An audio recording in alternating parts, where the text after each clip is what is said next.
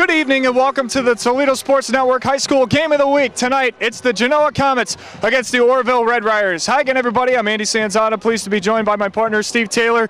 In this regional semifinal, the winner's season continues. The loser goes home. Steve, this is obviously a big game because it's the state playoffs. Genoa has one thing in mind, that's a state championship. They've got one more step to take here tonight. Well, Genoa's used to this kind of success. They've got a high-powered offense. They've been rolling. They look to roll on again tonight. Well, speaking of high-powered, there could be a little bit of intensity involved with this one. Some bulletin board material put out there by Orville this week on their website.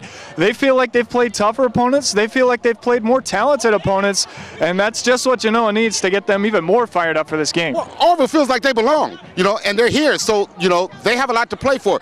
They've got a talented running back in Trey Simpson. Genoa's going to have to stop him if they want to be successful tonight. Yeah, and a quarterback in Bazanzin who's over 1,400 yards on the season. Doesn't have too many touchdowns, but they like to spread the ball out as well, Steve. But you're right. Simpson not only gets it done on offense, but on defense as well. He'll play in the secondary. He has 5 interceptions. That led their league this year. But you've got two teams that don't want to go home. This should be a great game. It really should. Again, for Orville, ball control. They're going to have to control the football. Their best offense is their best defense is their offense. Well, Genoa coming into tonight, their defense is one of the tops in the state. Only 31 points given up. They'll have to be that good or better here tonight. We'll take a break. When we come back, the opening kickoff on the Toledo Sports Network High School Game of the Week.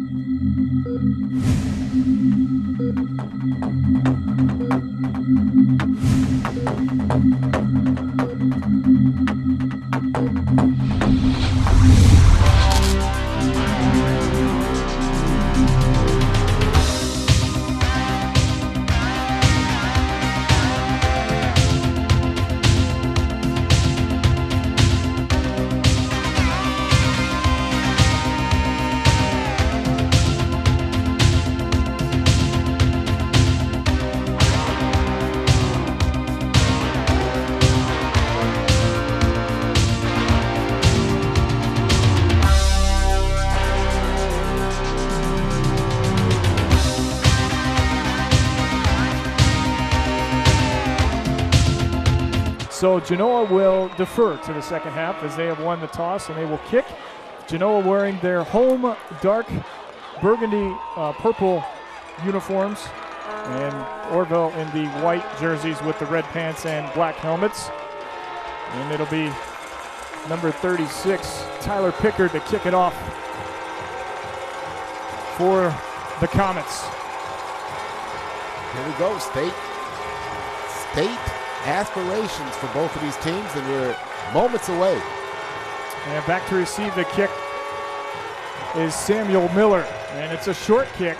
It'll bounce up to the 10-yard line, picked up by one of the upbacks, and he will not go far as he's knocked down at the 20-yard line, and that's where Orville takes over 1st and 10 from the 20. Let's set the Genoa defense for you. John Lester up front with Justin Upham, along with Devin Matza, Casey Wazaszowski, Richard Hornell, Seth Defendock, Alex Echtel, Greg Hillebrand, Connor Wirt, Scott Traver, Brandon Roberts, and Tyler Pickard. And I apologize if I butchered some of those names, but this is not the easiest handwriting to read on the lineup sheets here tonight. So 1st and 10 from the 20, and out comes the Orville offense. And it's the quarterback, Dickinson, with the keeper. He'll get one, and that'll bring up 2nd and 9. Big stop there by number 20.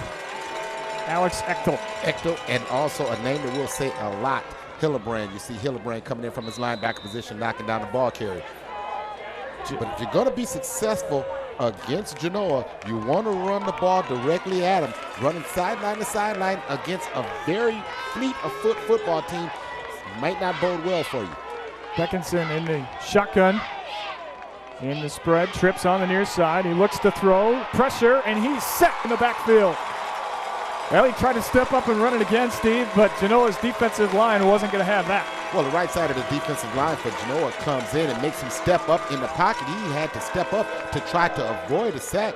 He did so, but again, the linebackers are very active for Genoa. So 3rd and 9 from the 21, no gain, so it's not an official sack. He did get back to the original line of scrimmage, but don't let Beckinson running the ball early on fool you. He knows how to throw over 1,400 yards this season. But 3rd and longs is not what you want to be in. Nope, they'll go twins on the near side, one split out wide. Genoa looks like they're going to blitz. And Beckinson rolling out to the near side on the right. Fires deep downfield, wide open, and it's complete to Dylan Corbett, the wingback, all the way down at the Genoa 41-yard line. A huge 3rd down conversion for Orville and a big 1st and 10. Well, what the Genoa secondary got caught doing is looking into the backfield. They're trying to read the eyes of the quarterback. They roll the quarterback out, they being Orville. They roll their quarterback out, roll him away from the pressure to get him out to throw that pass down the field. That's a nice pass. He threw it to where his receiver can make a nice catch. 1st and 10 from the 43-yard line officially. They'll mark him down at the 43. Quick out to the near sideline. It's complete. That pass caught by the tight end, Chase Hubler. And he'll move it forward inside the 40 down to the 36-yard line. Brings up 2nd and short. Well, that's a nice, smart play right there. What you want to do is just isolate your tight end out there. Just throw that quick hitter, really to give the defense a little something to think about. 2nd and 4 officially from the 37. Just underway here, under 10 minutes to go in the 1st quarter. Twins on the near side, and the tailback lined up on the left hip of Beckinson in the shotgun. In motion now. Corbett comes near side to the far side. He'll run it himself, and he tripped over his own lineman, and that's going to be a minimal gain, if any, Steve, and brings up a key 3rd down now for the Genoa defense. Got caught trying to cut that back to daylight right there. And in the event, it's going to be 3rd and very short. Looks like 3rd and 2, gain of 1 on the play.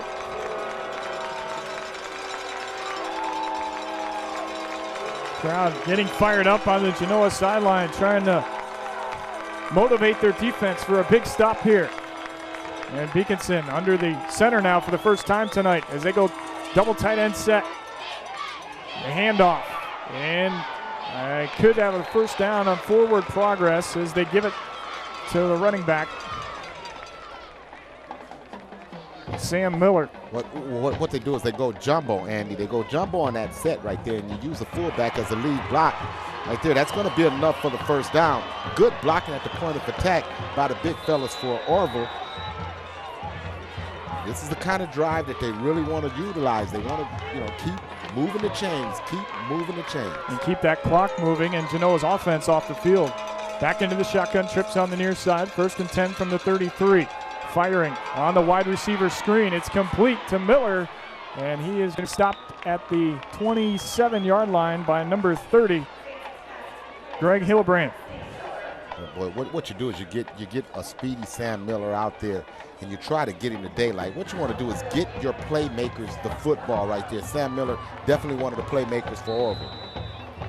Yeah, leading the team in receptions coming into tonight. 2nd and 4 now from the 27. This has been a 4-minute drive already for Orville, Steve, to open up this ball game. Miller now lined up in the slot as they go twins on both sides. Miller coming in motion from right to left. In the shotgun, Beckinson on the slant. It's complete to the tight end, Hubler, and he's knocked down immediately, but he's got enough for a 1st down. And the chains continue to move on the Genoa defense. Well, that's a nice call right there. What you do is you get Hubler out there and you run the skinny post. That's a nice, what he did is thread the needle there because Hillebrand was coming over in coverage just a little bit late getting there. It's a nice pass, nice toss. 1st and 10 from the 18. They're in the red zone already early on. Looks like that speech given by their coach might have worked early on, Steve. Sanson in the shotgun again. He'll take it himself on the quarterback draw, and he'll move it inside the 15 down to the 14. He'll pick up 4 on the play. Stopped by number 54, Justin Upham, a 5'9", 155-pound junior for Genoa. Well, good drive blocking right there at the point of attack. by the offensive line for Orville, really knocking the Comets off the football. 2nd and 6 after the gain of 4 from the 14. Dickinson.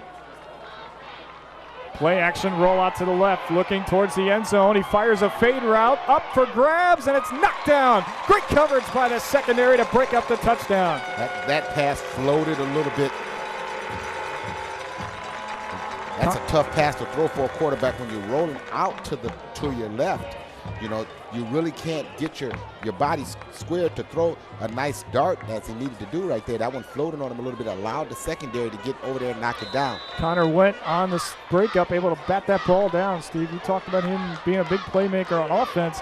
He made a really big play right there on defense. 3rd and 6 now, and a key 3rd down for both teams early on in this one. 6:42 to go in the opening quarter. Trips on the far side this time, back in the shotgun. They look, quick strike, it's complete to Miller. He's got running room on the inside, but he's tripped up short of the first down. And an interesting decision now for Orville as they look at 4th down inside the red zone. They run a bubble screen right there. What Genoa did is they played man all the way across, so they're playing cover 4 right there. They send the linebackers to make that quarterback get rid of the football fast. So it's going to be 4th and 3 from the 11, and we've got an official timeout on the field. That's why we've got the delay right now. And decision made, Steve. They're going to go for this. They've moved the football pretty well right here. I would continue to try to do so. Now the thing, if you're Genoa, and I know you know what I'm thinking, you got to make sure that you don't bite on a hard count here and give them a first down on a penalty. We're looking at 4th and about 4. There's no delay right there. So back into the spread with Twins on both sides. Genoa fans once again trying to get behind their defense. This would be a gigantic stop early on and a big momentum shifter as well. Basanzin in the shotgun. They show blitz, they bring it. Basanzin rolling out to the right. It's complete, and it's going to be a first down as Miller gets it down to the 5-yard line. Actually, no. Steve, I think he might be short. It's going to be enough. He's going to have enough for the first down. Yeah, you're right.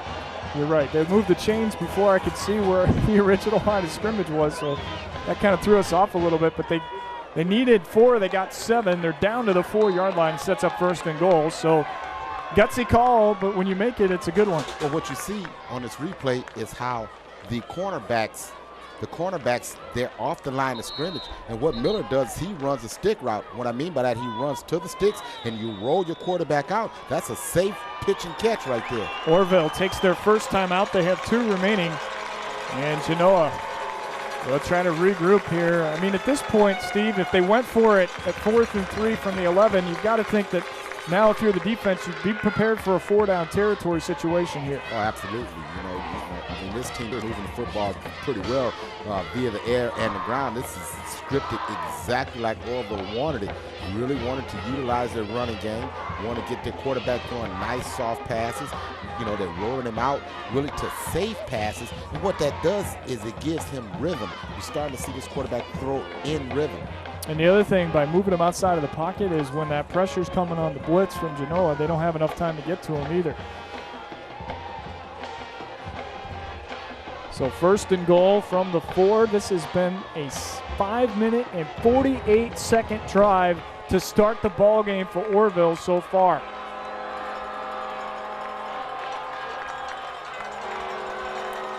They come out in an I formation. And it's Mason Monheim in the backfield. Monheim gets the carry, trying to go through the right side of the offensive line, and he'll get 1, maybe 2, 2nd and goal. I tell you, that's a good job by Genoa, really coming in there, just shutting off any running lane right there. Substitutions continue for Orville. 2nd and goal, under 6 minutes to play in the first. Miller lines up with man-to-man coverage on the outside on the far sideline. They've got man-to-man on the near side as well as they stay in the I formation. Basanzin hands it off. muscling his way. Monheim up towards the goal line, and I don't think he's in just quite yet. It's going to be a little short of the end zone. Pay dirt.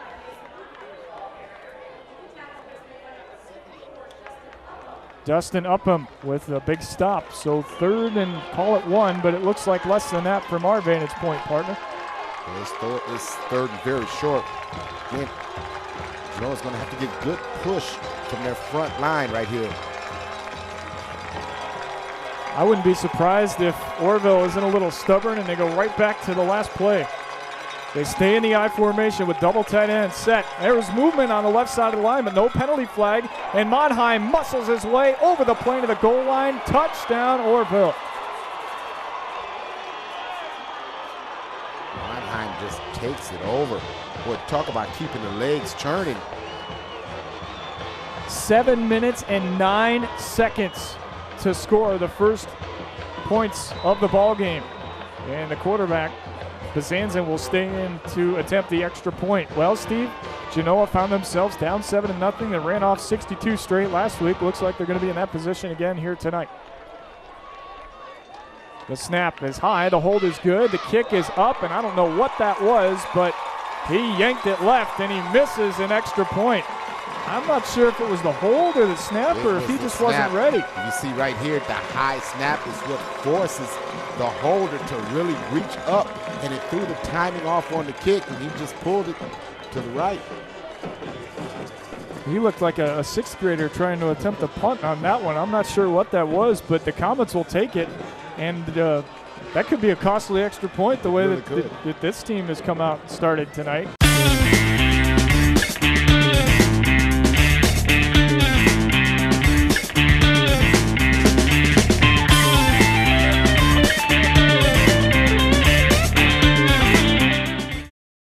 We believe in the power of community. It's all about the life we lead and the places we share. It's all about the history that's been made here and the future that we will create together. Communities are built by people who know each other, connect with each other, and appreciate the places that they call home.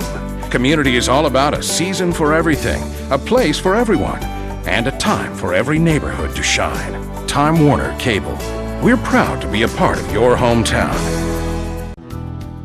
Graymont in Genoa, producers of Doclamide lime and hydrate, serving the community for over 90 years. The plant currently has 60 employees. The safety and development of these employees is a focus for your plant. Over 80% of our employees currently live within 11 miles of the plant. Graymont. For more information about this company, you can check us out on the web at www.graymont.com. Know that cozy, warm feeling when you cover up with that big comforter? Seagate Roofing can blow in Owens Corning Attic Cat insulation, and your whole house can have that same feeling. Owens Corning Attic Cat is the new way to insulate. In our area, you should have 18 inches of attic insulation. Take advantage of Seagate Roofing's introductory offer. Save money 2 ways. Our introductory offer and on those rising heating bills. Call Seagate today. Start saving money and stay cozy without the comforter. 244-LEAK Seagate. From the kitchens of Italy to you, Arturo's Pizza Kitchen is the home of authentic Italian food. As one of the oldest independently owned pizzerias in Toledo, Arturo's Pizza Kitchen has been serving since 1988. With pizza, salads, award-winning subs, chicken chunks and wings, mom's own lasagna recipe, and our famous cheese sticks, we have it all. Never frozen, always homemade. Arturo's Pizza Kitchen, 385 East Andres in Northwood. Hungry? Call Arturo's, 419-698-1641.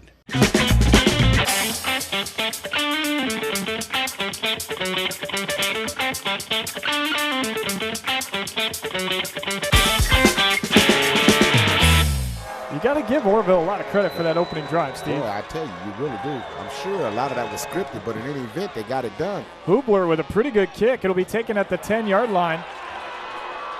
On the left side of the field, it's moved up to the 29, and that's where the Comets take over 1st and 10. Let's set their offense for you. The wide receivers are Derek Algier, along with the tight end Richard Wano. Up front in the line, it's Jake Shooter, Brad Zipka, Cody Vincent, Andrew Hayes.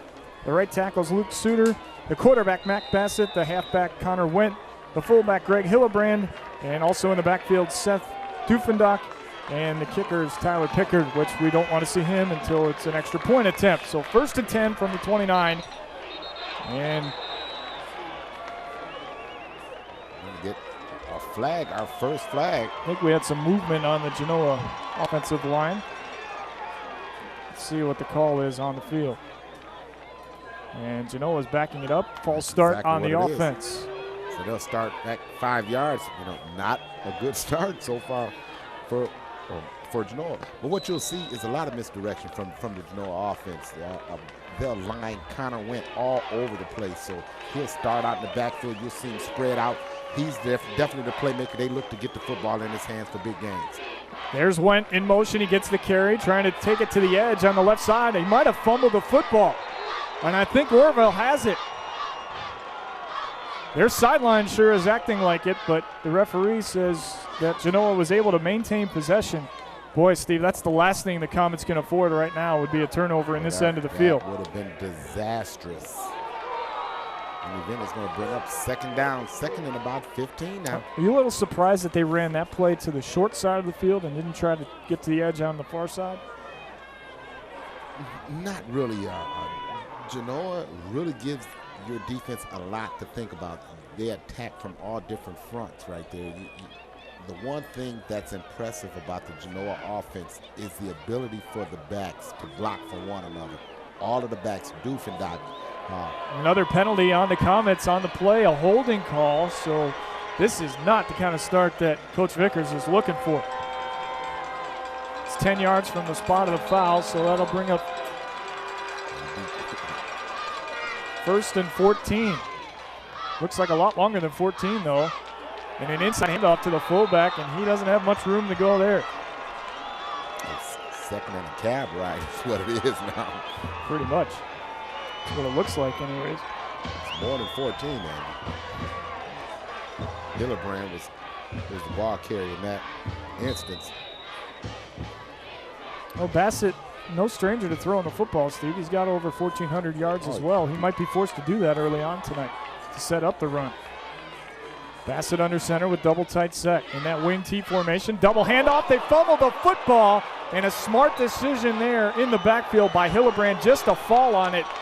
Even though they lost all those yards, at least you don't give it over to Orville right there on your own 5-yard line. And you know what? Genoa looks like the team that maybe shouldn't have gotten off the bus early on tonight when referring to what Orville was saying. You know what? It really looks like last week's game. They really had a slow start last week. They turned the ball over early in the first quarter. They really look lethargic right now offensively.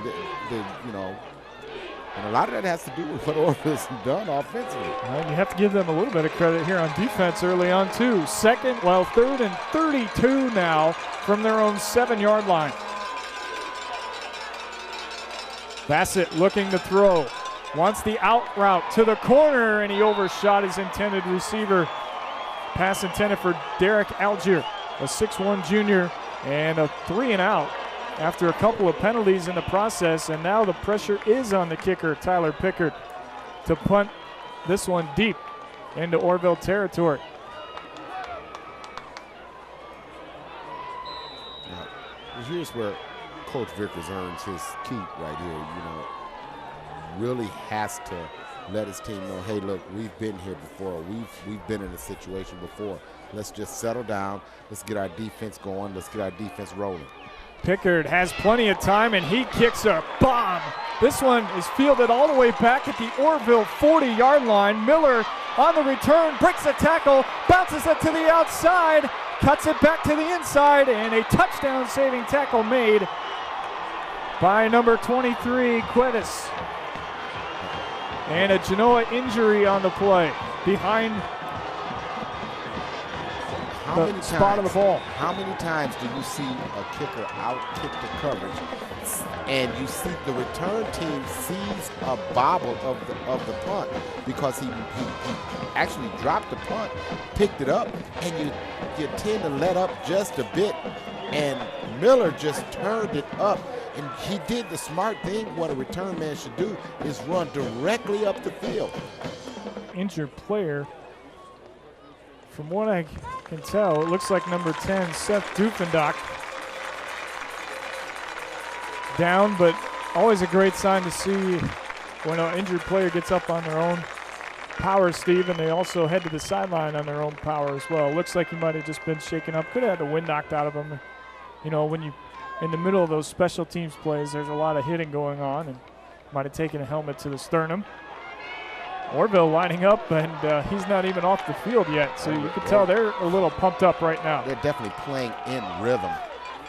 Got a real good rhythm, and they want to continue to utilizing it. Besanzin in this shotgun again as they come back out in that spread with twins on the far side. Miller lined up one-on-one on the near sideline. In motion, the handoff, and the give is to the wingback, Corbett, and he will be stopped emphatically for a loss on that play as he could not get in. Well, again, running sideline to sideline really is not going to make you earn a lot of money against this team. They have a lot of team speed, as you see right there.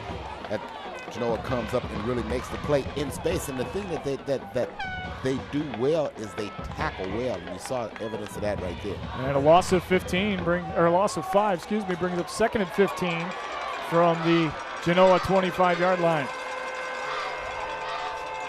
This Genoa showing blitz. Here they come. Besanzin trying to outrun Hillebrand, in trouble, dumps it off. That's behind the line of scrimmage, but it's a incomplete pass, and it's very fortunate for Orville that was not a fumble, but somebody woke up the Genoa defense in these last couple downs here, Steve. Oh, I'm sure Coach Vickers had a little something to say to him over there, but how about the play right there by Besanzin?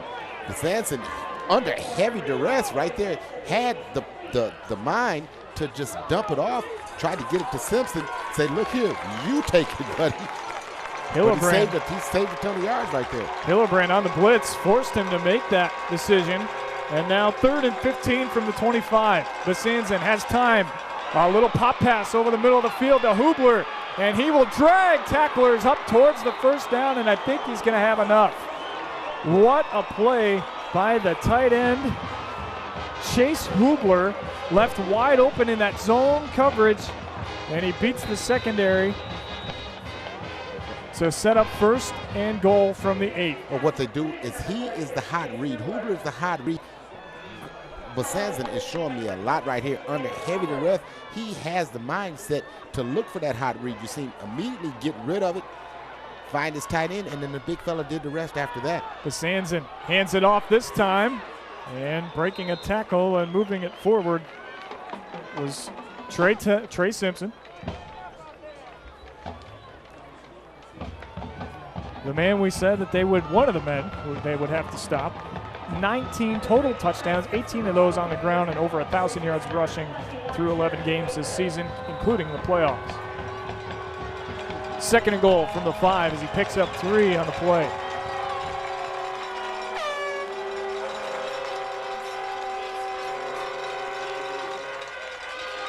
Besanzin in the pistol, takes it himself into the end zone, touchdown Red Riders. Boy, he did a great job right there at reading his block. Just went right off the hip, right up that A gap. Taking it to pay dirt. Steve, you have to give Orville a lot of credit. They look like the better team early on in this football game. Great game plan right now, right off the top. So Besanzin runs it in from the shotgun from 5 yards out. And now he'll try to attempt another extra point. He missed the first one wide left. A better snap this time. And doesn't make that mistake again. And he boots it through 13-0 Orville over the heavily favored Genoa Comets with still just over a minute to play in this first quarter. Wow, who would have thunk it? And a holding penalty on Orville. Do you make it attempt it again, or do you just try to enforce it on the kickoff? I take it on the kickoff.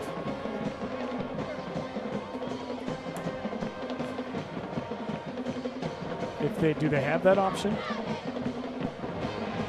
It's a couple rules that seem to change from time to time.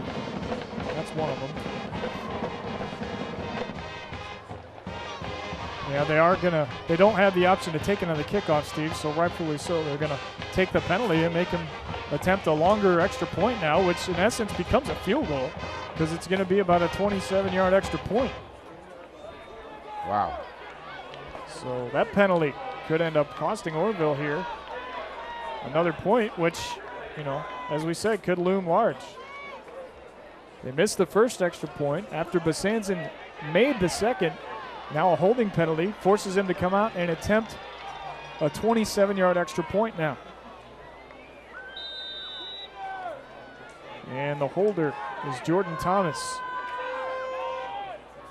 Basanzin has enough leg, and he pushed it left. So he had the distance, but wide left is the theme early on for the kicking game for Basanzin. But Steve, he's not supposed to be a kicker. He's more the quarterback, and he's doing that job so far tonight. Well, he's done a great job at that. If he continues that, well, we could be in for a shocker. Blackberry Corner on the corner of 579 and Elliston Road is a proud sponsor of Genoa football and has the best burgers, chicken, and pizza. You know the pizza. Everyone knows the pizza. Blackberry Corner also has charbroiled pork ribs and Jim's famous chicken dinners. Whether it's appetizers, pizza, or a full dinner, the great folks at Blackberry Corner can help fill you up and save you money. Stop out to Blackberry Corners on the corner of State Route 579 and Elliston Road for a meal or just a snack. Do you have old pictures, home movies, or videos that you would like to have made into a videotape? Or better yet, a DVD? Let Creative Video Imagery take your home movies, videos, and still pictures and preserve them on videotape or digital DVDs. It doesn't cost a lot, and of course, memories are priceless. Our presentations can be used for wedding receptions, graduations, retirements, or just that special gift for that someone special. Call today, 419-693-6667. Creative Video Imagery. Memories are priceless.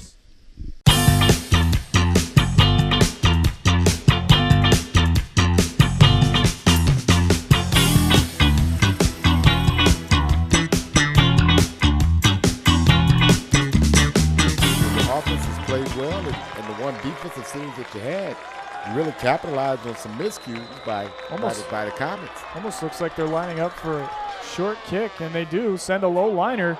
And one of the up men didn't want to take it. Now he's got to, and pretty good field position to start here for Genoa as they'll get it at their own 38-yard line, 1st and 10. And now it's going to be Matt Bassett's chance to try to get his offense back into this football game.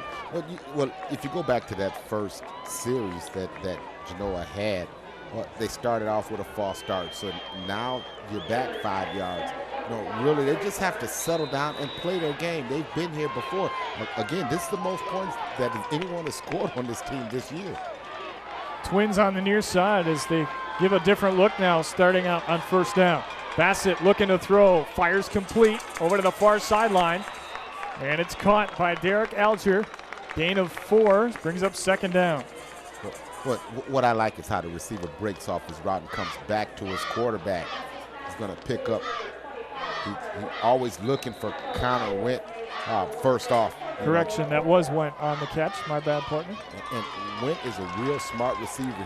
If you give him too much space, he'll break off coverage. If you try to crowd him, he'll go right by you. They'll stay in the air. Twins on the near side, and that pass is incomplete. Nice attempt by Algier that time, but Bassett just undershot it a little bit. He was open, but he couldn't quite get it to him.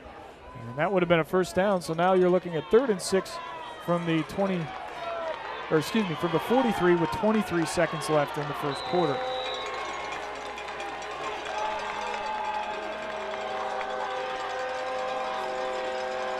I think this is a big play right here early on in this ball game. This is big.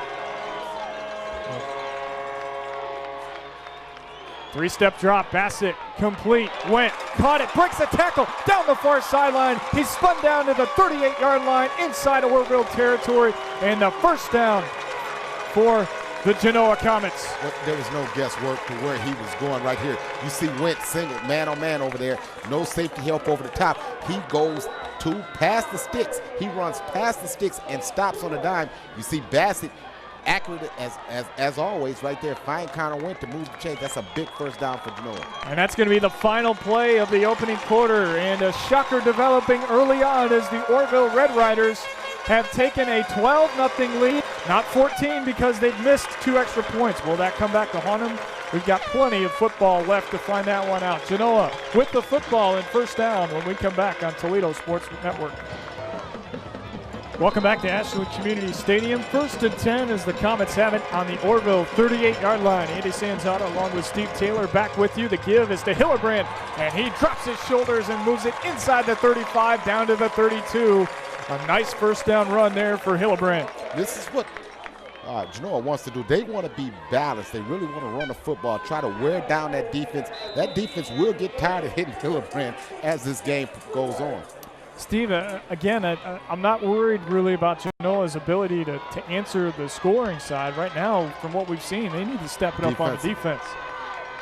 2nd and 4 from the 33. After a gain of 6, they'll try Hillebrand on the left side. Breaks the tackle, cuts it back upfield. He's got a block upfield. Hillebrand's gone. 5 touchdown, Greg Hillebrand. And there's an injury behind the play, but no flags. This one counts, and the Comets are on the board for the first time tonight. Well, the Comets go jumbo right here. They go 2 tight ends. They got good blocking up at the point of attack. Nice seal block, allowing Hillebrand to get to the edge. But what Hillebrand does is he reads his blocks well. You see him cut it back to daylight. He's strong enough to break any arm tackle. You see him shed that arm tackle and take it to the shop. Not sure who the injured Comet is back on the 35-yard line, but a big touchdown there for the Comets as they cut into this lead. It's now 12-6. I don't think it's the quarterback, Bassett. No, I believe it's one of the tight ends that may be down. Could be Richard Wano. Nope, it's actually one of the linemen. It was number 58, Cody Vincent, the 6-foot senior, but again, seems to be okay. Up on his own, heading to the sideline. Look at Hillebrand, psyching up the fans, psyching up the sideline. They're back into this football game now. That's just the kind of kid that he is. He's the heart and soul of this team. He comes over here from last year from Lake. He and his brother, they come from a very rich athletic family. His dad was quite a player in his own right. So on to attempt the extra point is Tyler Pickard.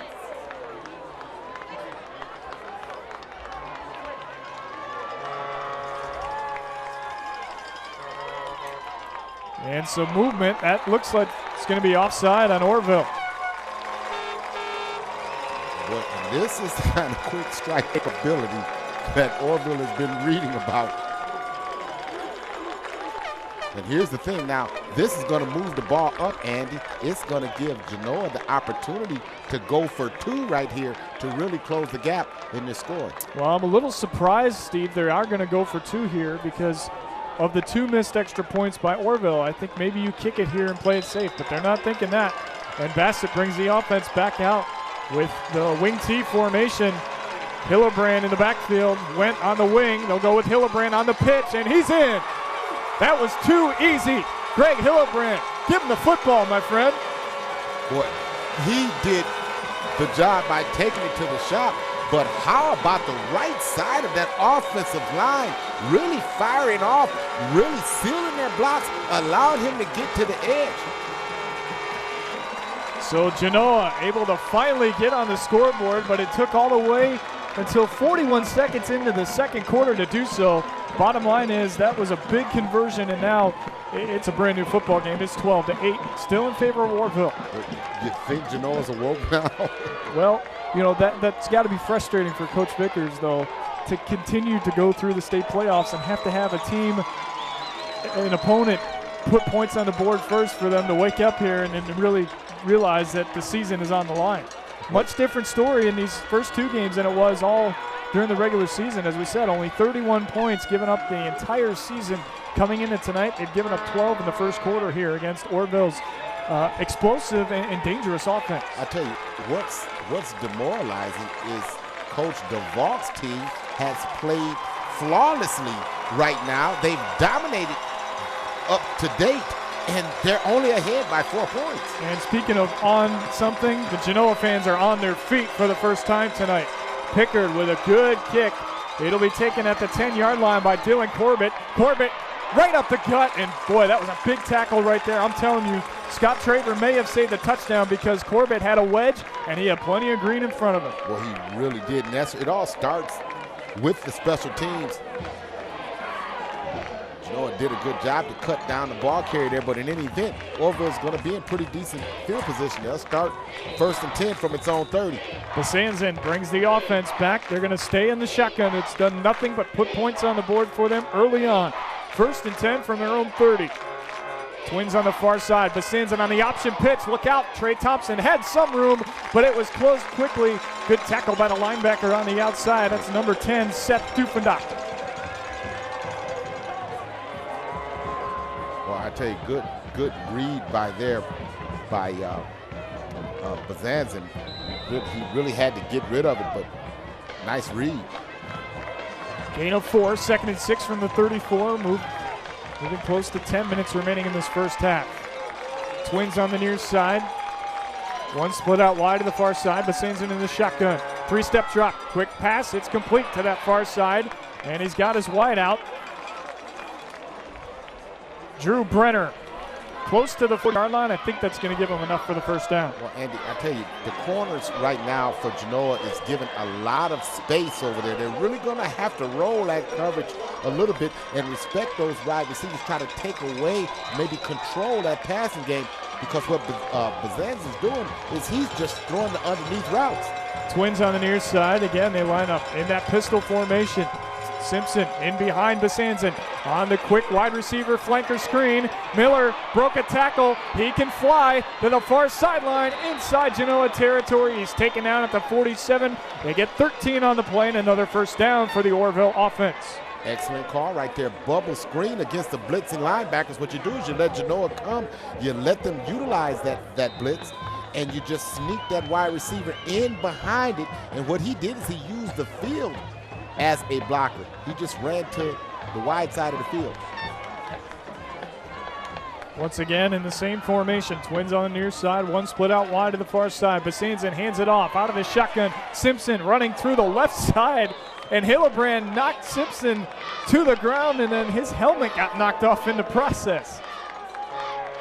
Well, this kid likes that kind of contact. That's not surprising at all. You know, there's got to be a college somewhere that is willing to give a kid like that has that much heart and that much passion on the football field, a chance to continue his high school career at that next level. Well, I'll tell you, it's what you're going to get from him every down. You saw last year when they played carrying Alter, and Alter was eventual state champions. He was the one guy that was there throughout it all. Simpson moves it inside the 45 to the 43, 2nd and 6 with 9:45 remaining in this first half. They split the formation now. Twins on the far side. Genoa blitzed, and there's a penalty flag on the play, and it's going to be offside on the Comets. He tried to time up that snap right there. What you see is he just missed timing it a fraction of an inch. It's going to be real close to another first down. Yeah, that's a 5-yard penalty, and that's the 3rd penalty on the Comets here tonight. I think it's going to be just short. Call it 2nd and 1. Man-to-man coverage on the near sideline. Brenner is the wideout. Twins on the far side. Again, the Comets showing blitz. Besanzin, play action pass. Under pressure, he's sacked. I think you've got to give the credit to number 50, Luke Sutter. Even though he didn't get Besanzin, he moved him right into his teammate to set up the sack. And that's a big play for the Comet defense. It really was. What they did is they disguised that coverage. It looked like they were going to give him a little bit more. I'm talking about on the outside. The coverage on the outside, it looked like they were going to give him that distance, and they rolled coverage on that slot receiver right there. That was where he was going initially with it. He really had to bring that ball down, and the defense got to him for the sack. 3rd and 8 trips on the far side. Besanzin firing and incomplete. He had a man wide open, but he couldn't make the throw.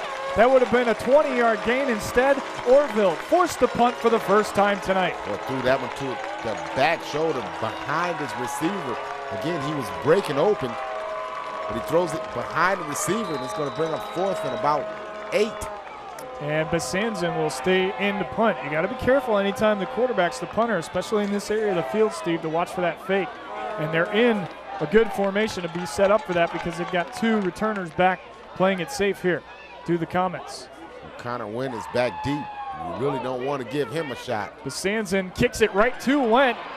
He breaks a tackle to the far sideline, and he's run out of bounds at the 19-yard line, and that's where the Comets take over 1st and 10. Well, momentum is always big, and I think right now the Comets have it all because that was a gigantic stop after going down and scoring. Now, you know, they've got a chance to take a lead in this ball game. But they really haven't peaked yet. Yet they're only down 4 points with the football. So here's a chance for them to really start feeling good about themselves because Orville is flying around the football. They're playing extremely well. They're playing loosey-goosey offensively. They really want to knock them down a couple of pegs, and they can do so by moving this football here. On the sweep, they'll keep it in the hands of Greg Hillebrand, and he's breaking tackles across the 30 out to the 32. First down on a 13-yard run. Boy, Hillebrand right there. He runs that to the outside. Nice seal block outside by the tight end as you see him get to the edge. Once he gets to the edge, he reads his block and turns it upfield for daylight. 8:15 remaining in the first half. 1st and 10 from the 32. And the Comets are starting to pick up some speed here with their offense. Back in the wing tee. Bassett under center. Showing blitz. The Red Riders on the outside linebackers. Hillebrand cuts it through the middle of the defense all the way up to the 46-yard line. And another first down. Boy, Hillebrand hits that A gap right here. I mean, right on the defense before they have a chance to react. He's at that second level, and buddy, he is tough to bring down.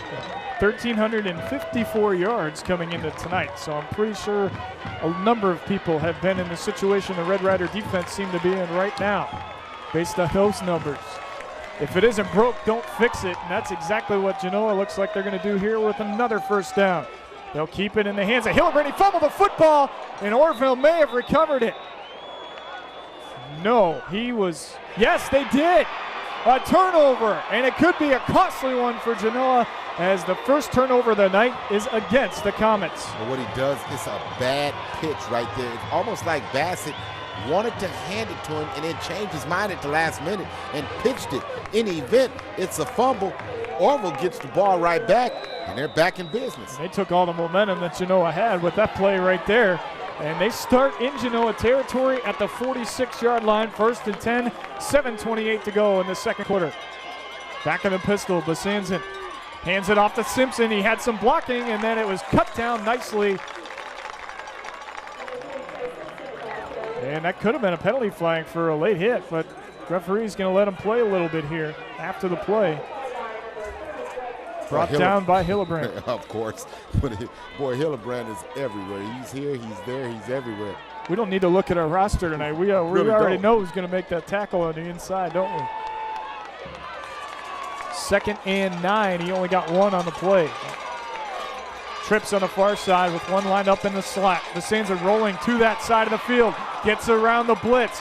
Fires deep downfield. Wide open is Miller. And it's a touchdown. 45 yards on the hookup. And Orville has taken the lead now 18-8. But it looked like that the wide receiver may have stepped out of bounds, and I believe that's what the Genoa secondary is saying, that he went out of bounds and came back in. Well, I'd like to see a replay of that one right now. In the event, there's no flag on the field, and it's going to be a touchdown.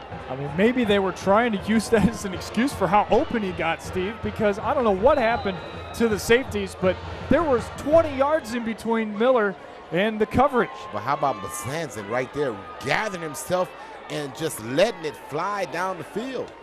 And they're going to go for 2 now after missing 2 extra points. Besanzen going to keep it himself, has a block, but he can't get in. And a good stop there for Genoa. And it remains 18-8 as they prevent the 2-point conversion.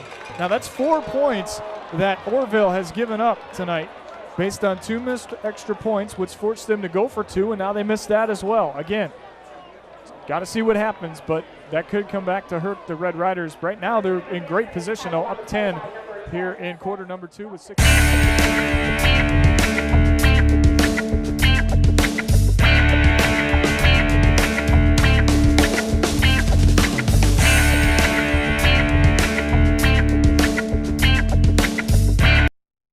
We believe in the power of community.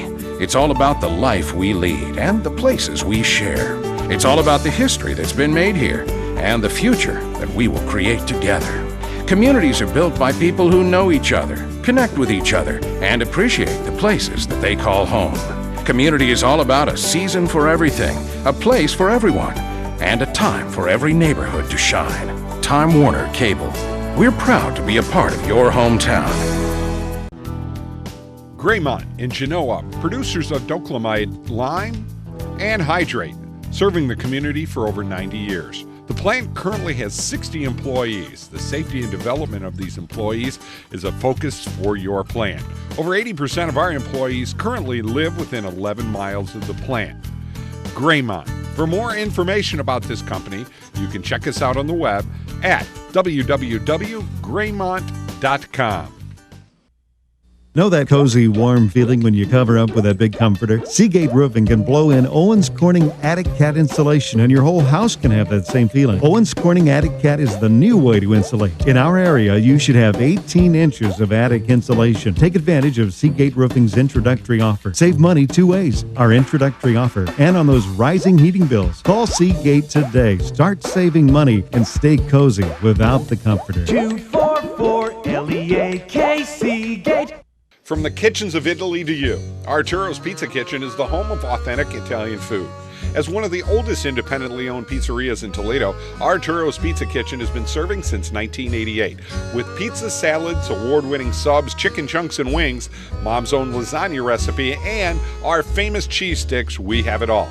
Never frozen, always homemade. Arturo's Pizza Kitchen, 385 East Andres in Northwood. Hungry? Call Arturo's, 419-698-1641.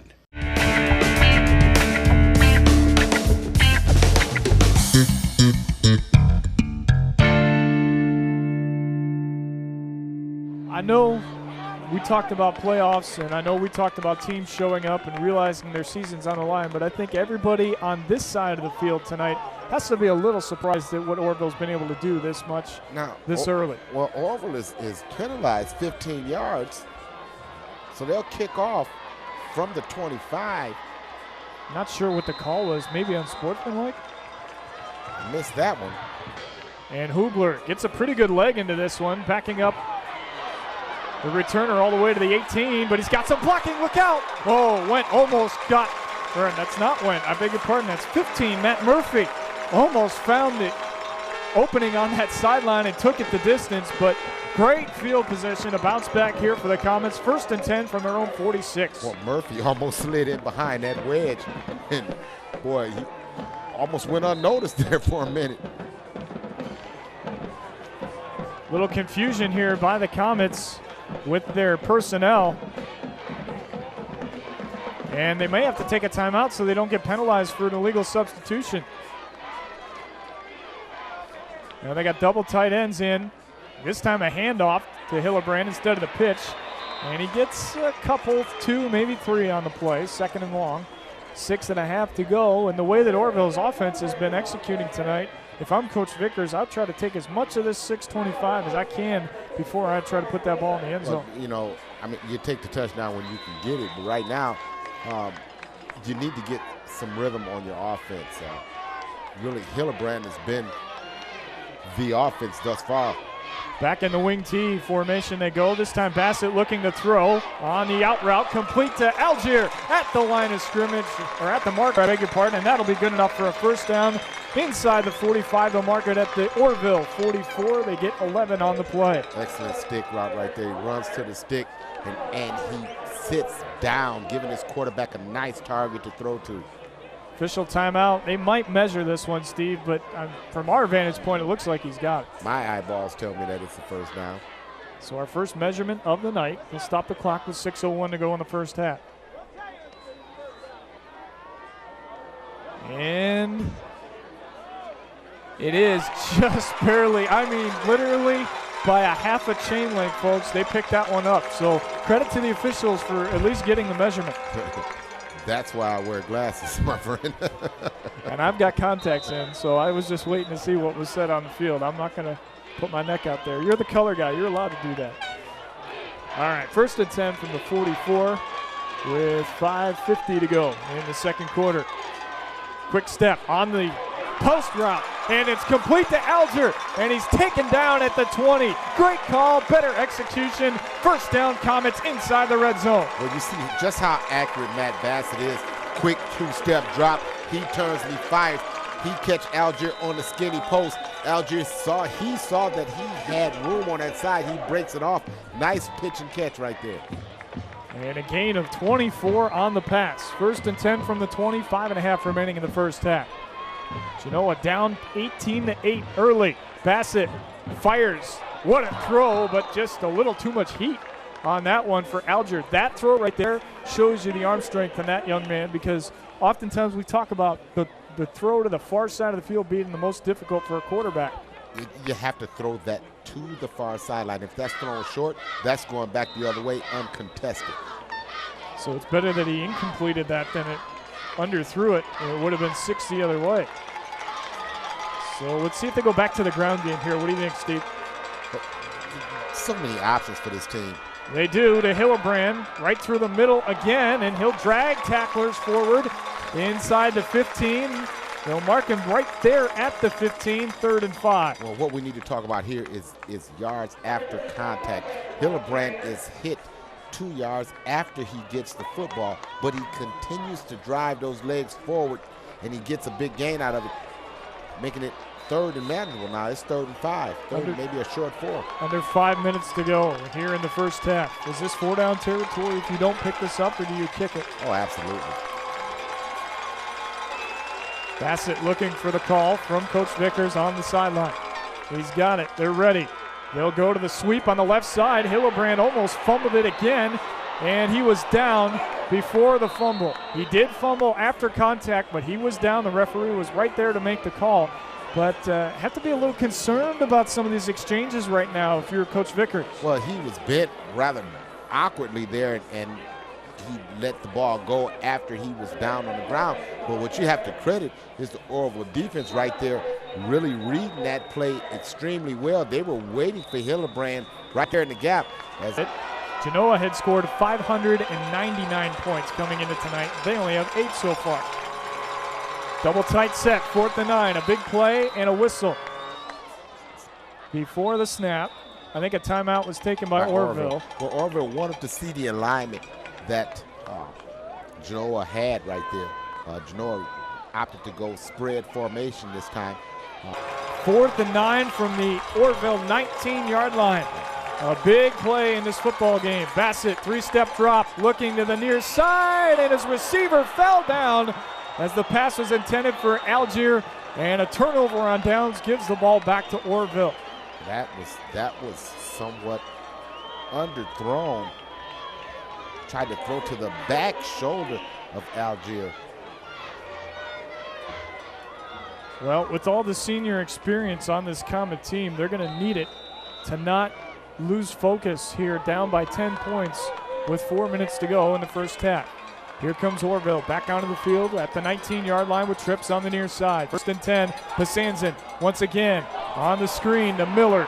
Miller trying to get to the edge, and he does. He gets a huge block, and Miller goes down the sideline. One man to beat, and he's into the end zone.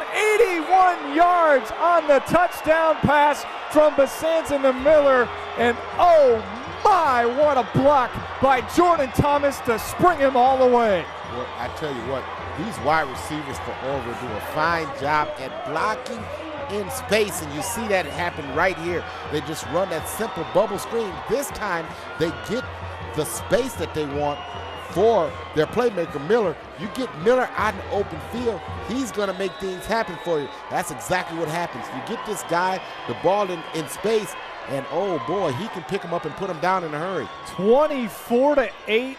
Orville on top of the Comets right now. Right now, Steve, those 4 points that Orville gave back, it doesn't look like they're going to matter. Boy, oh boy, oh boy. And they're going to go for 2 again here. Well, why not? They're going to take time out. They're going to have to take their last time out. I know Orville gets the ball back, but, you know, to start the third quarter, but I think they have to go in and get some points here at the end of this half. Man. Man. What a play. I'll tell you what, when you think about the complexity of this game so far, Steve, you can't really say it's what Genoa isn't doing. It's more of what Orville is. Pretty much. I mean, Orville has definitely come to the dance tonight. But that was a big stop right there for their defense, getting the ball back for the offense, and talk about quick strike capability. 81 yards after just stopping Genoa on a 4th down in the red zone. And again, if you missed our pregame tonight, the whole big thing coming in was their bulletin board material. The fact that they said they've beaten better teams, that they've played tougher opponents in the past, and that they can do it. They felt like they belonged. They're backing it up right now. So out of the timeout, here's the 2-point conversion now. Basanzin wants to throw right over the middle, complete to Brenner, and they get the 2 points. Boy, that looked a little too easy. Boy, that's just a nice, easy pitch and catch. They really have the Genoa defense reeling right now with their ability to run the football, but they're spreading them thin across the front. 18-point deficit for the Genoa Comets. I don't think even Orville thought that they'd be playing this good right now, Steve. Not at all. Man, don't get much better than this.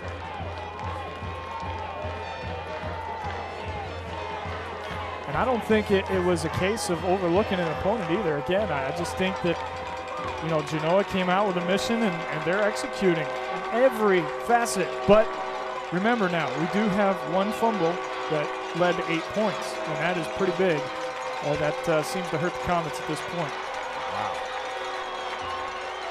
So the winner of this game will play the winner of Pembertville Eastwood and Ottawa Glandorf, also going on tonight in the bottom half of the regional semifinal. At the top half, it's Chagrin Falls taking on Cortland Lakeview and Girard taking on Peninsula Woodridge.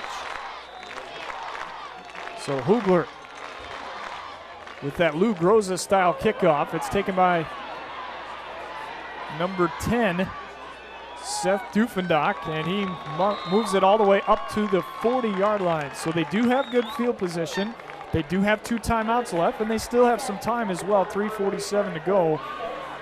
You may have to open up the playbook a little bit here and let Bassett get that ball down the field. Right now, you really need, you can't panic. You have big-time offense right here. What you have to do is just capitalize. You got 3:47 to go.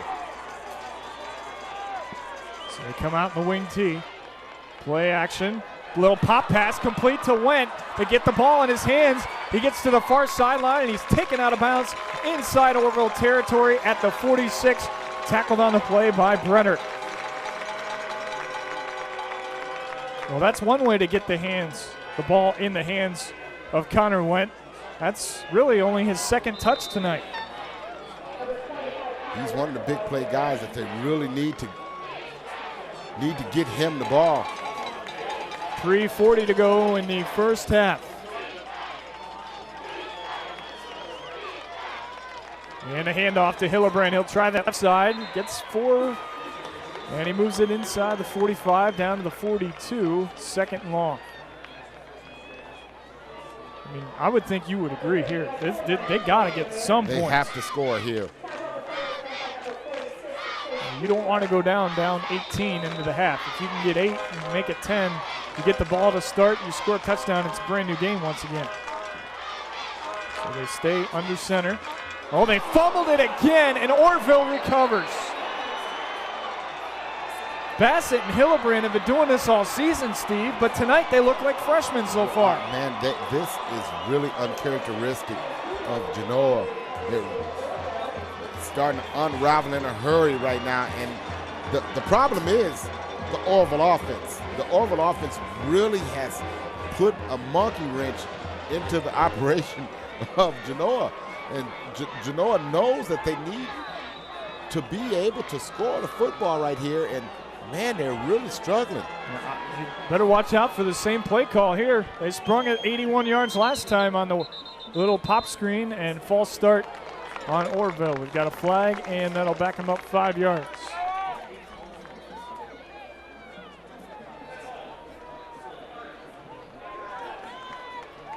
I mean, this building is silent right now. Everybody just in complete shock of what is transpiring for the Comets so far tonight.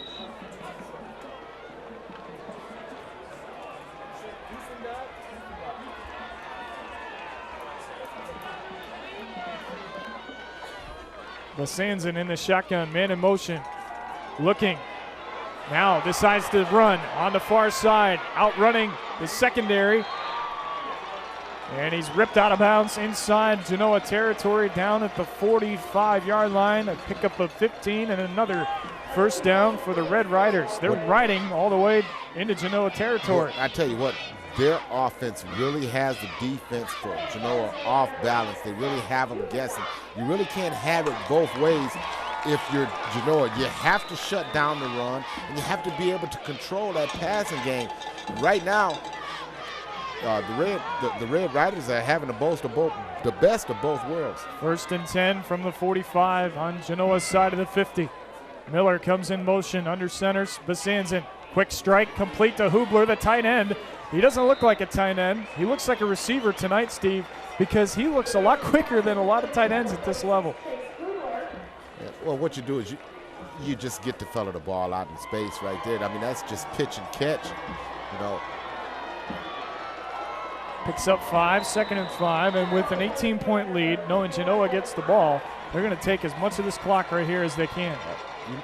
Right now, the way that their offense is playing, I don't think they're too worried about it, Andy. Back into its true spread now with Twins lined up on both sides in the pistol. Besanzan with Simpson behind him, fires complete, and trying to get to the edge once again, it's Dylan Corbett. And he picks up another first down as he moves it inside the 35 down to the 33-yard line. Once again, you see the wide receivers doing a fine job at blocking down the field. Right there, you know, they block for each other and they allow each other to make the big plays. There you see Jordan Thomas come back and block for Corbett. Well, we saw the block that Thomas made on that 81-yard touchdown, that's for sure. And he's just really helping out his team tonight. And Genoa wants to regroup here. They're going to take their second timeout. They have one remaining. Orville out of timeouts. They had to use their last timeout to set up the 2-point conversion that they were able to convert on their last possession. You can tell it's getting close to halftime because they brought in the pizza. And you can smell it. Corbett in motion from left to right. Besanzan in the shotgun, rolling out to his right. Wants to throw, sets, fires deep towards the end zone, looking for Miller, and it's broken up by Connor Went, saving the touchdown. Well, you know what? Connor Went right there played the football. A lot of times you see the defensive backs, when the ball is in the air, sometimes panic. Right there, he played the football, not the man. Luckily, he did. That could have been a pass interference penalty. But a very smart play by Went. So they took one shot into the end zone. Now let's see if they're going to try to run this clock out or if they're going to look to add the points. Trips on the far side, one split out near side. Besanzan on the option, wanted to pitch it, now cuts it back to the middle, and he's tripped up on the play by Alex Eckel. The linebacker brings up 3rd and long. Well, Besanzan is 13 of 17 for 242 yards already. And a touchdown.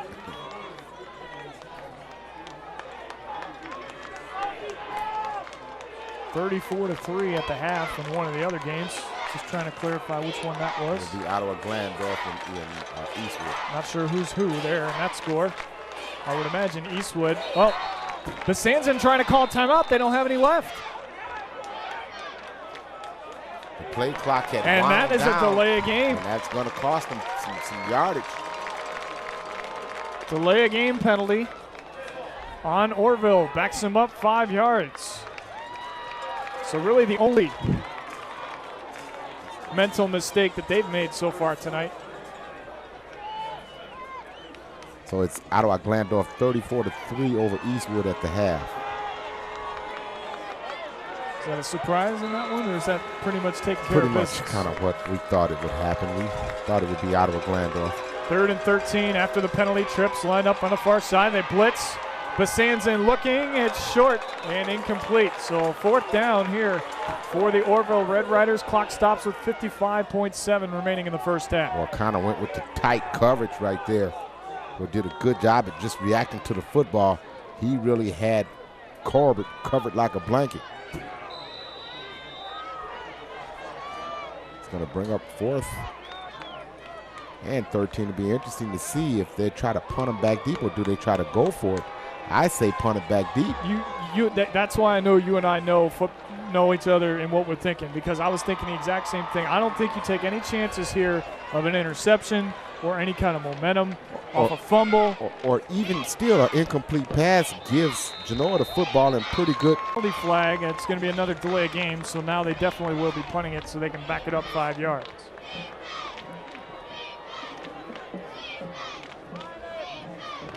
But you got 55 seconds, and we know how fast that offense can strike. You really don't want to give them any more momentum going into the half, because, you know, if Genoa can punch one across. Correction, illegal substitution, not delay a game. It is delay a game. Well, they call both then, so it's 10 yards backing them up. It's only going to be 5. You can only take one of them. Looks like he took the delay a game penalty. Wenton Roberts back on the return.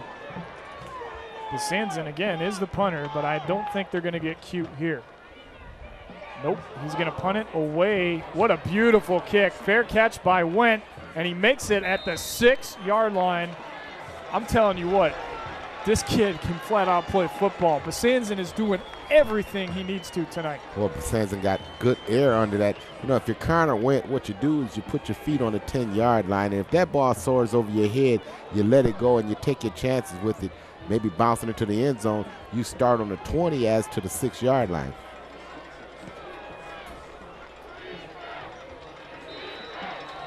So 1st and 10 from their 6. Do you just take a knee here? Oh, no. You take a couple of shots at it. You need to get some momentum going. Bassett on a quick completion. Little skinny post, complete to Went. They move it out to the 32, just like that, a 26-yard gain. Clock will stop to set the ball on 1st down. Comets have 1 timeout remaining. Well, they've been here before. You see the 2-minute offense. You see if he clocks it here. That's exactly what he does. He'll clock it there. And see, what you do is if you see that you got Connor Went single covered over there, you're going to see him go to him a lot. Went is just a very smart receiver.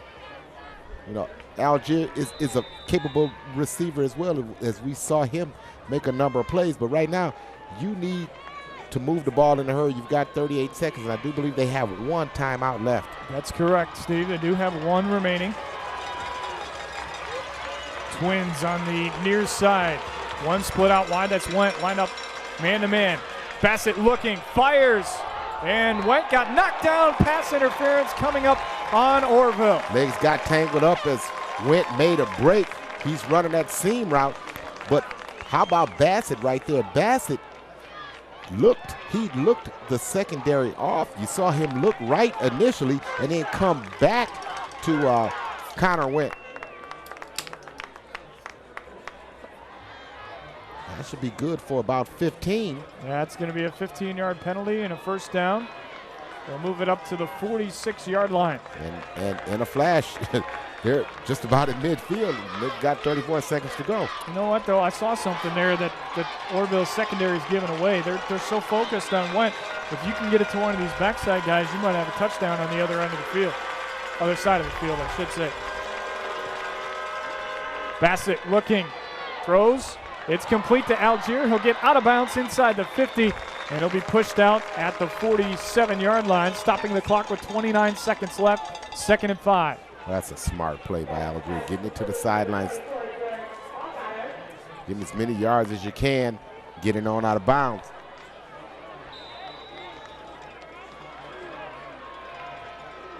They still have 1 timeout remaining. I think they're going to wait till they get a little bit closer to use that, unless they have to. Twins on the far side now. Went lined up on the near side. Bassett 3-step drop. fires, it's complete. Went, gets it, first down inside the 40, down at the 39. Clock stops to set the ball, you spike it, and then huddle up. You see Went right there, push the defender back, and then wheel back toward the sideline. That's just an excellent route that he ran. He's going to clock it there to kill the clock with 21.3 seconds to go. Bassett right next to his coach, going to run right over and get the play call, and still plenty of time left on the play clock. How big would it be if the Comets can get into the end zone here? But they really need some momentum. They, and you notice a little bit of rhythm coming to the offense. 21 seconds remaining, first half. 26-8, Orville. Bassett throwing deep down the sideline, and he overthrew his intended receiver, Connor Went. A little bit of pressure on Bassett, forced him to have to release that one early, Steve. Well, good job by Hillebrand to step up to try to take on the blitzing linebacker. Second and, beg your pardon, 3rd and 10 from the 38.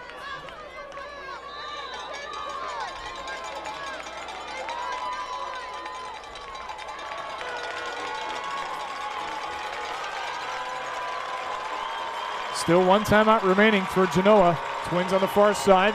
Quick step, drop, fired, complete, near sideline, went out of bounds at the 30. Doesn't get the first down, up to the 4th. Just short of the first down. 12.7 seconds to go. Be 4th and about 2. From the 30. Again, they have one timeout remaining, 12.7 seconds remaining in the first half. Yeah, that defense can't forget about Greg Hillebrand. Quick drop, Bassett complete and out of bounds. Smart call and a nice route ran there by Connor Went. First down inside the 25. They'll mark it at the 23 with 9.6 left. Now, really, you only have a couple of shots at it.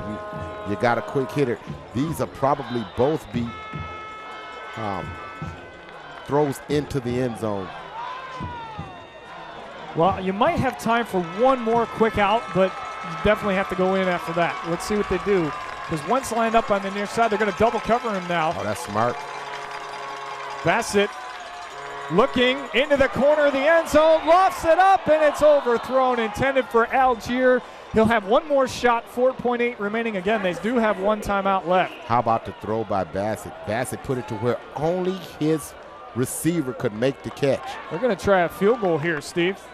And to get something out of this drive, Tyler Pickett's going to come in and attempt a 42-yard field goal. It's going to be a 40-yard field goal, so he's going to put it down at the 30. This one's from the right hash mark. Pickett on the season, 11 of 16, as long as a 45. This one has the distance, but he pushed it left. And the first half comes to an end. And a shocker developing here at Ashland Community Stadium. It's been all Orville in this first half. They lead it 26-8. We believe in the power of community. It's all about the life we lead and the places we share. It's all about the history that's been made here and the future that we will create together. Communities are built by people who know each other, connect with each other, and appreciate the places that they call home. Community is all about a season for everything, a place for everyone, and a time for every neighborhood to shine. Time Warner Cable. We're proud to be a part of your hometown. Graymont in Genoa, producers of Doclamide lime and hydrate, serving the community for over 90 years. The plant currently has 60 employees. The safety and development of these employees is a focus for your plant. Over 80% of our employees currently live within 11 miles of the plant. Graymont. For more information about this company, you can check us out on the web at www.graymont.com. Know that cozy, warm feeling when you cover up with that big comforter? Seagate Roofing can blow in Owens Corning Attic Cat insulation, and your whole house can have that same feeling. Owens Corning Attic Cat is the new way to insulate. In our area, you should have 18 inches of attic insulation. Take advantage of Seagate Roofing's introductory offer. Save money 2 ways. Our introductory offer and on those rising heating bills. Call Seagate today. Start saving money and stay cozy without the comforter. 244 LEAK Seagate. From the kitchens of Italy to you, Arturo's Pizza Kitchen is the home of authentic Italian food. As one of the oldest independently owned pizzerias in Toledo, Arturo's Pizza Kitchen has been serving since 1988. With pizza, salads, award-winning subs, chicken chunks and wings, Mom's own lasagna recipe, and our famous cheese sticks, we have it all. Never frozen, always homemade. Arturo's Pizza Kitchen, 385 East Andres in Northwood. Hungry? Call Arturo's, 419-698-1641. And what amounts to be a short period of time, the way that both of these teams played in the first half, but a lot of football left. A lot of football left, and really, again, you can't get away from what got you here. You have to dance with the girl that brought you here, and they have to continue to do that. If they get a touchdown here, all is forgiven. All is forgiven, and Genoa crowd sticking with their team. They're trying to get them ready to go. And we'll see what kind of halftime speech Coach Vickers gave his team and if they come out ready to play here in the third quarter. Welcome back to everyone listening online as we get set to start the second half. 26-8, Orville with the lead. Genoa gets the football to start the third quarter. They bobble the kickoff, but able to pick it up and move it up across the 35 to the 36-yard line, and the Comets will take over 1st and 10. Let's reset the offense for you. Derek Algier along with Connor Wendt at the wideout positions. Up front, it's Jake Shooter, Brad Zapka, Cody Vincent, Andrew Hayes, Luke Sutter, Richard Wanall. The quarterback, Mac Bassett. In the backfield, it's Greg Hillebrand along with Seth Dufendock. As we get set for 1st and 10 from the 36, just underway here in quarter number 3. Genoa in a tough position, one they haven't faced all year, down by 18 points, and the give is to Hillebrand. He'll move it up to the 38-yard line, 2nd and 8. Hillebrand runs the dive play right there, and you see, Genoa trying to reestablish the ground game, and a great idea. It's exactly what I thought Coach Vickers would try to do. Reestablish what you've done all season. So Orville getting set on defense. We'll reset their starting lineup for you after this 2nd down and 7 officially now. They'll keep it on the ground. Hillebrand again. There's not much room there right through the middle of that defense. Nose guard, Dennis Raber. The left tackle, Alex Markley. The right tackle, JT Mosley. Linebackers, Chase Hubler, Mason Monheim, Max Pierman, Matt Davis. In the secondary, Cody Rice, Dylan Corbett, Jordan Thomas, and Sam Miller. And already, Steve, not what you wanted to see if you're the Genoa Comets. A 3rd down in a conversion that needs to be made, down by 18 here in the 3rd quarter. This is the formation that I would rather see them run out of, because what they're doing is they're snipping that extra back in the backfield. And it's intercepted off the deflection. Hubler has blocking in front of him. Down the sideline, he'll be tackled at the 17-yard line. The 3rd turnover of the night. There is a penalty flag down on the field. What is happening to the Genoa Comets? I believe this is a post-possession foul, so this ball is going to remain with Orville. But what happens is Matt Bassett throws the skinny post, the quick slant to Algier. Algier caught it and bobbled the football. An illegal block in the back is the penalty. So that was during the interception return. So Orville retains possession. They'll just back it up now to the 35-yard line. But the last thing that needed to happen for Genoa just did, and that was their 3rd turnover of the night. So Basanzin will look to add to his numbers and his team's as well. 1st and 10 from the 35 of Genoa Comets after the interception by Chase Hubler. Basanzin rolling out to his left. Comes back to the right now. Looking to throw, no one home. Pulls it down, and he'll be tackled on the play by Justin Upham. And I think he got 1 yard out of all that. He ran about 30 yards to get that one. They're going to give him 2 on that. You kind of have to look to this defense now to make a play. They need a turnover. They have to help out their offense here and try to find a way to get that football back. Trips on the far side, one split out near side. That's Corbett, man-to-man with Wendt. Basanzin again in the shotgun. He'll run it himself on the quarterback draw, and he's got room on the near sideline. Inside the 25, down to the 23, brings up 3rd and short. That's going to move the chains, in fact, as he got nice push to finish that run off. J.J. Atkins on the stop for the Comets. But you know, right now Basanza's doing a great job at reading and reacting what the defense is giving him. So it's good enough for a first down, 1st and 10 from the 23, 9.5 left in the third quarter. And again, it's a direct snap to the quarterback. He breaks a number of tackles, and he's brought down at the 3-yard line. And this kid can just do it all, and he is just absolutely shredding this defense tonight, and both through the air and on the ground. Right now, what you'll see on this replay is how the formation dictates what Basanza does. Basanza has the defense spread out all over the field. He just cut it back to daylight. Good seal block on the inside, allowing him to get to that second level. 1st and goal from the 3. Handoff, Trey Simpson. We haven't called his number too much tonight because we haven't had to, but this young man had 19 touchdowns on the season and over 1,100 yards coming into tonight's ball game. I tell you, that was a guy that we expected to see a lot of, but I tell you, Basanza's been the workhorse for this team.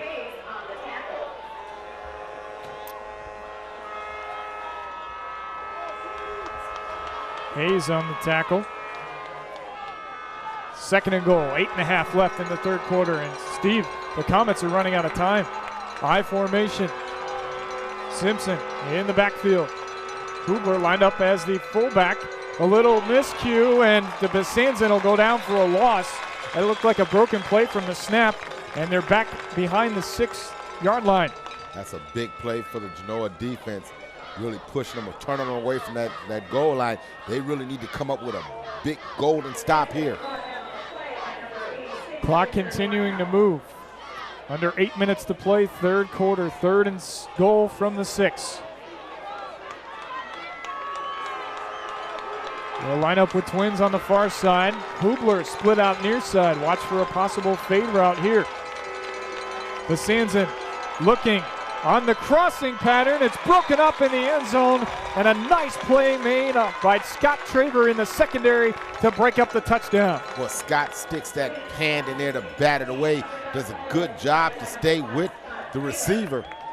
Read that extremely well. Good closing. So Basanza is the kicker, but again, he's also the quarterback, so you don't know what's going to happen here, and now we do. He's going to try a field goal of 23 yards with 7:40 to go to extend this to a 29-8 lead, making it a full 3-touchdown deficit for Genoa. High snap, the hold is down, the kick is up, and the kick is good. Well, there's no question about who the best player in the field has been tonight. Boy, Basanza really has done well. He's ran it, he's kicked it, he's thrown it. Talking about triple threat. He's punted the ball, he's pinned Genoa deep. So, but in hindsight, that was big for Genoa because it was 3 instead of 6 or 8. And now they have a chance, down by 3 touchdowns. You can get one, get a stop, get one, get a stop, and, you know, it's a tie ball game. It sounds a lot easier than it is, obviously, but, Steve, it all starts with taking care of the football. I mean, they have to do that. You have to take care of the baby, and that's really been their undoing here tonight. It's been their inability to protect the football. The miscues. 7:37 remaining, third quarter, 29-8. The Orville Red Riders, the heavy underdogs in this game. Now albeit coming into tonight, that last interception really not a bad throw by Bassett. Bassett puts the ball on the numbers, but it was close coverage, and Algier just couldn't reel it in cleanly. So Orville, 8-3 coming in. Genoa, 11-0, and it's Orville with a 29-8 lead. A big kick by Hubler, and it'll be fielded by Roberts. He brings it up across to the 32-yard line. A nice 27-yard return there. You're going to get a late flag that's going to fly in by Brandon Roberts. Let's see if this is going to be on the Comets or on the Red Riders. More often than not, Steve, on a return like that, it's going to be against Genoa. It's good.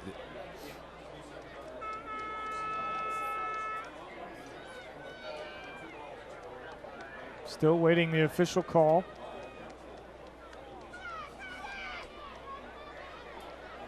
Trying to figure out where to mark the penalty off right now. In any event, Genoa's going backwards. And it's a big one as he steps off 15. Personal foul, late hit against Genoa after the play. So instead of at the 32, they're now back to their own 17-yard line. They've got to go quick here, Steve. 7.5 minutes remaining, third quarter. Down 3 touchdowns. 29-8. In motion, it's Went. He'll get the carry on the misdirection. He turns the edge, cuts it back to the middle of the field, and Connor Went still on his feet across the 40 all the way up to the 42-yard line. 25 yards and a first down for the Comets. So you see right there the patience of Connor Went, letting the blocks develop up the field.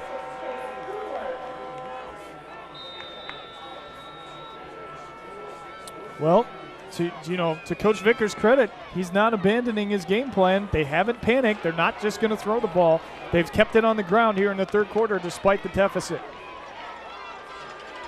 1st and 10 from their own 43. On the inside handoff, Hillebrand broke one tackle, but then he ran into the rest of the defense. And in on the stop was the senior Alex Markley, the left tackle. Markley did a good job at defeating his blocker at the point of attack. Really shook him off nicely and filled that gap. 2nd and 12, a loss of 2 on the play. They'll move it back to the 41 now with 6:40 remaining in the third quarter. In that wing tee, in motion. It's given. Look out, Dufendak on the left sideline has another first down inside Orville territory down to the 35-yard line. That's a pickup of 24 on the play. Dufendak did a great job at allowing blocks to develop. You see him right there just get in behind his fellow backfield mates and just continue to just be patient. He didn't panic. Well, I guess you can keep running the ball if you're going to have 20-yard gains at a time. Good blocking by Dufendak. He springs, went on that right side, and he's close to another first down as he moves it inside the 30 now, down to the 26-yard line. Well, you see the inside handoff paying dividends for the Genoa Comets. 2nd and 1. Under 6 minutes to go, third quarter, 29-8 Orville. Dufendak in motion, inside handoff to Hillebrand, and I don't think he got it just yet. It almost looked like another miscue on the exchange, Steve. Well, he's going to be just short of the first down. It's going to bring up 3rd and very short. Official timeout for a measurement here. 2nd measurement we've had in this game. I don't think he's going to have this one. Well, no official timeout. This one's short. So the clock continues to move. 3rd and 1. Trying to keep this drive alive and get back into this ball game. They'll try Hillebrand, and he finds the first down as he found a seam in the middle of the defensive line and moves it inside the 25 down to the 21-yard line. Well, they utilized 2 tight ends right there. You see him go powerhouse backfield. Again, the back's doing a great job at blocking, finding someone to get a body on. So 5 quick runs, and just like that, they're inside the red zone. 1st and 10 at the 20. On the sweep, it's Dufendak. He's got a block by Hillebrand. He cuts it back upfield and moves it inside the 10, down to the 9, 11 yards, and another first down. Hillebrand got a good block, but the lead block was Connor Went. You see him get out there, finding someone to knock down. These guys blocked nicely for one another. So it's been all running plays here on this drive despite the 3-touchdown deficit. Dufendak on the pitch, and he might have gotten back to the line of scrimmage, maybe 1. It'll be 2nd and goal.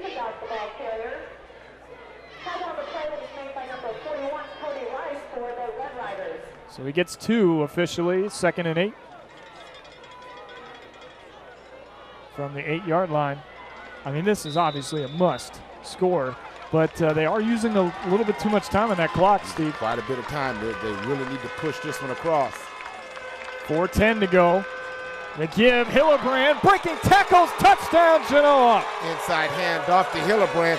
Hillebrand got a good block, but you see him utilize his power as he finishes that run off. Again, yards after contact.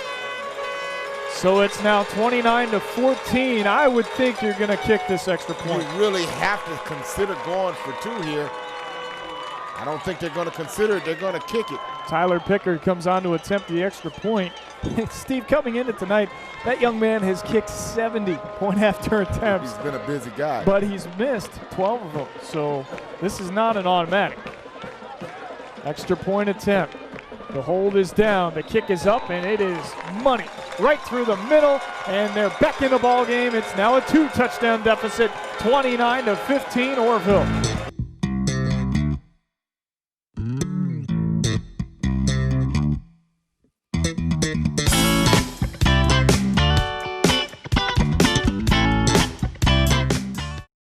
You've planned and planned. Each moment of your special day just has to be perfect. But you don't want to worry about anything. Just know that you've hired professionals to make your wedding day special. Mike Jameson with Creative Video Imagery has produced award-winning weddings for over 15 years. Our company has the equipment and the artistic ability to capture your day on digital DVD, giving you lasting memories of a day you will cherish forever. Call Creative Video Imagery today or visit our website, Creative Video Imagery, making moments into lifetime memories. Since 1938, Gladio Do-It-Best Home Center has been synonymous with hardware, landscaping, plumbing, and your electrical needs. At our all-new store, we have another specialty, trains. Trains are a great hobby for kids of all ages. Gladio leads the way in keeping that hobby alive. They have all the major brand names, plus the largest selection of train accessories. Gladio Do-It-Best Home Center, Navarre, just east of Pearson Park. Gladio, we have great prices, but we specialize in service.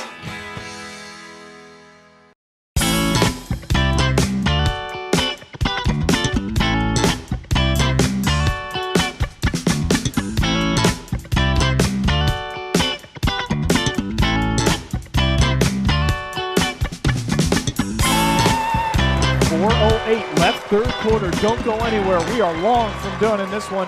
29-15, Genoa trailing Orville.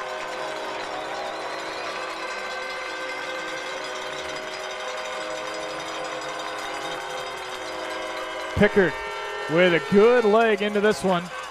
It'll be taken on the far side, breaking a tackle, then knocked down at the 20. Nice tackle by Justin Upham on special teams. But Genoa special teams getting it done in that instance.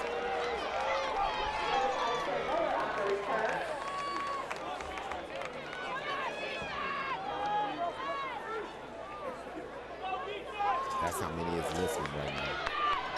Thank you very much to those 2,500 fans out there that are tuning into this one.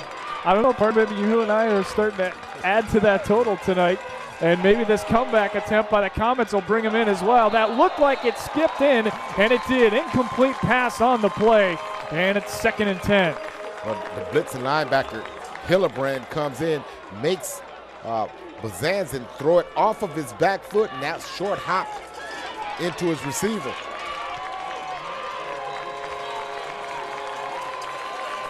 .358 to go, and that benefits Genoa because the clock stops. Trips on the near side. Corbett, actually, no, 5 wide now. Trips on the near side, Twins on the far side. Watch for Bazanzin to run it. He will, and they were ready for it. He only gets 1 yard, and now a really big 3rd down stop needed here for the Comet defense. Excellent adjustment by the defensive coaching staff. That was the play that did him in earlier. That's what cost him a touchdown when he spread that defense thin. That formation there did not dictate the coverage. They did a better job up front, really stopping him. 3rd and 9 from the 22-yard line. Clock continues to roll. Under 3.5 left in the 3rd quarter. Comets must get a stop right here. They bring up the corners on the tight man coverage. Bazanzin rolling out sets and wails it downfield. It is tipped and broken up, incomplete, and they get the 3 and out. Pass intended for Sam Miller, and Connor went again with a huge play on defense. And now the crowd is back into this one. They have something to cheer about now. But again, what I want to talk about is how the defense rolled the defensive backs up at the snap of the ball. A different look that we talked about defensively, not giving them that cushion on the outside. 3:10 to go here in the third quarter. Clock stops on the incompletion, and the Comets get the football back. 4th and 9 from the 22.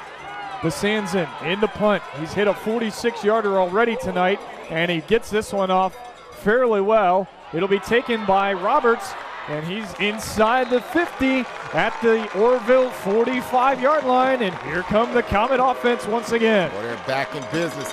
Well, good job at fielding the punt right there, but they're going to start with their best field position of the night. As long as we don't go to yellow, we're good. We were going to red. Yeah. On there. 1st and 10 from the 44. 3 backs in the backfield. It's Hillenbrand again. No, I beg your pardon. It's actually Dufendock with the carry, and he'll get 4 and move it down to the 41-yard line, 2nd and 6. Well, Dufendock doing his impersonation of Hillenbrand.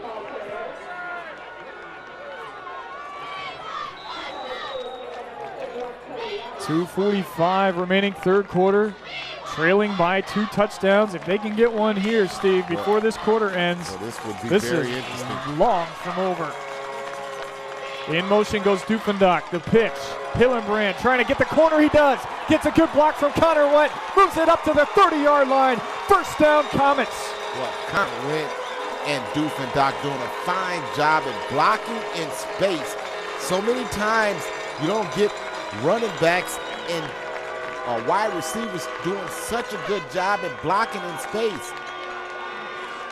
2:26 remaining. Clock stops momentarily to set the chains. And we've got a discussion between the Comets and the referee. Typically, I think that means an equipment malfunction down there is what they're looking at right now. And Bassett takes advantage of it, goes over to talk to Coach Vickers. He's getting firsthand exactly what he wants his quarterback to do. Every team, Steve, that wins a state championship, or at least gets there, ends up facing some adversity, and more often than not, it's very similar to what we're seeing here tonight. You know what? You know, in any kind of big contest, a champion is tested. Right now, Genoa is facing its toughest test of the season. Do they have enough to get over it? We'll find out. The sweep to Hillenbrand. He cuts it back to the inside, busting through the defense. He breaks a tackle, and he's down at the 10-yard line. He almost stepped that one all the way into the end zone. You know, Hillenbrand right there, that was designed to go to the outside. You see him take and maneuver on the run. He breaks it back, sticks his foot in the ground, sticks that left foot in the ground, and cuts it back up to daylight. Nicely done by Greg Hillenbrand, a great read. Under 2 minutes to go in the third quarter, 1st and goal from the 10. Hillenbrand again trying that inside, but no one there. There's no room there. He's taken down on the play by the senior JT Mosley, the right tackle on that defensive line, and a few players slow to get up, but I don't think we've got any injuries. Nope, everybody seems to be okay. Clock moving, 1:35 left in the third quarter, 2nd and 10, no gain on the play. I tell you what, my friend, all of a sudden this game has gotten interesting. You and I have been awake for a long time. The crowd's finally into this one. In motion.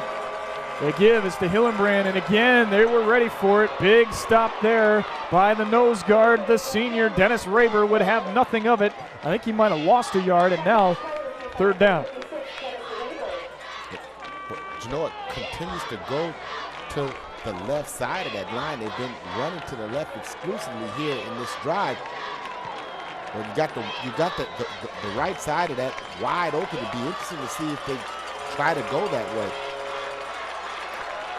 So he actually did get back to the line of scrimmage. 3rd and goal from the 10. The sweep to Connor Went. He's got the edge. Connor Went dives. Touchdown, Comets! Exactly what I just called, my friend. the right side of the line of scrimmage. They use the wide side of the field, and Connor wins speed. Connor just breaks it to the outside and utilizes athleticism to get into the end zone and really closing the gap on this one. Right now, Orville is reeling. Orville's got to be a little shaky over on that far side right now because they might see an 18-point lead evaporate. They still have the lead. It's 29-21, and Tyler Pickard will come on for the extra point. And not only was Wentz showing how much speed he had by getting to the corner, he also got by Sam Miller, who might happen to be the fastest player on Orville's defense. The kick is up, and it is right down the middle, and do not go anywhere. It is now 29-22 with still 41 seconds left in this third quarter. And after that third turnover, when all seemed to be lost, Genoa somehow, Steve, has found their offense, and within the last 4 minutes of this quarter alone, they have put up 14 points. Well, and it really wasn't the offense that was hurting them. It was the miscues by the offense. They've had the ability to run, to operate offensively. What you're seeing now is the swagger come back to the defensive side of the ball. The defense did a fine job at keeping Orville out of it. Is still down at the 45-yard line in front of the Genoa bench. So now the season possibly could come down to a conversion on 4th and 23.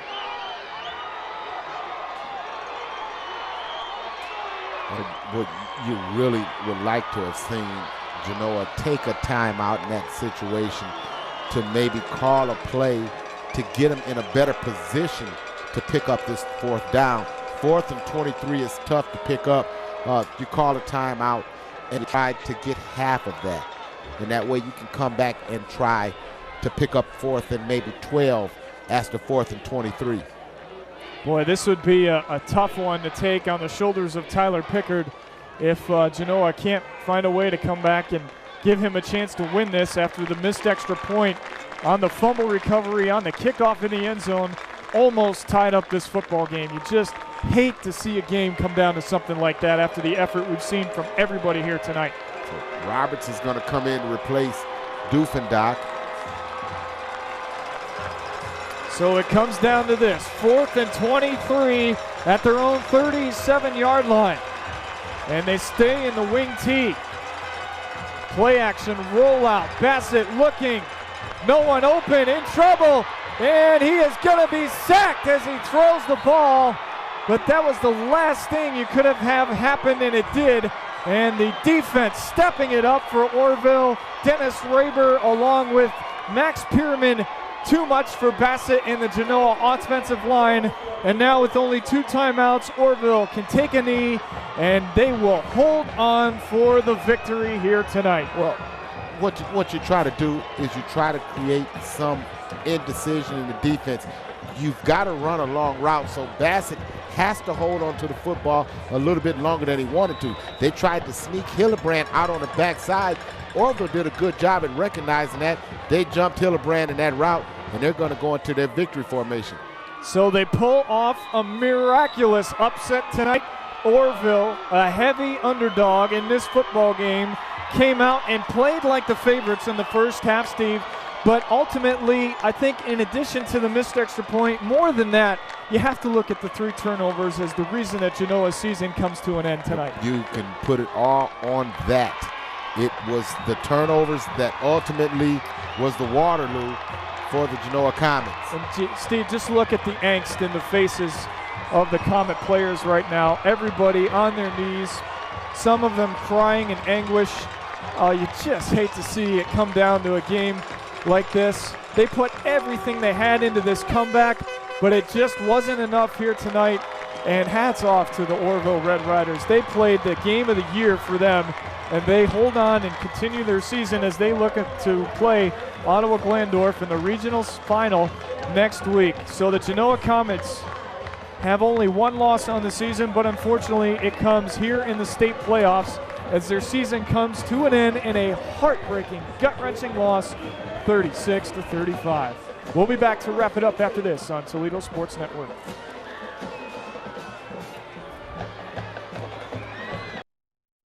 We believe in the power of community. It's all about the life we lead and the places we share. It's all about the history that's been made here and the future that we will create together. Communities are built by people who know each other, connect with each other, and appreciate the places that they call home. Community is all about a season for everything, a place for everyone, and a time for every neighborhood to shine. Time Warner Cable. We're proud to be a part of your hometown. Graymont in Genoa, producers of Doclamide lime and hydrate, serving the community for over 90 years. The plant currently has 60 employees. The safety and development of these employees is a focus for your plant. Over 80% of our employees currently live within 11 miles of the plant. Graymont. For more information about this company, you can check us out on the web at www.graymont.com.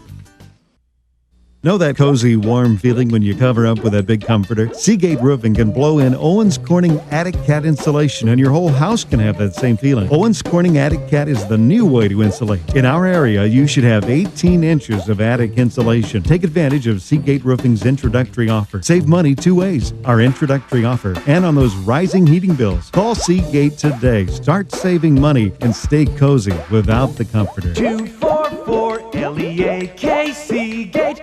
From the kitchens of Italy to you, Arturo's Pizza Kitchen is the home of authentic Italian food. As one of the oldest independently owned pizzerias in Toledo, Arturo's Pizza Kitchen has been serving since 1988. With pizza, salads, award-winning subs, chicken chunks and wings, Mom's own lasagna recipe, and our famous cheese sticks, we have it all. Never frozen, always homemade. Arturo's Pizza Kitchen, 385 East Andres in Northwood. Hungry? Call Arturo's, 419-698-1641.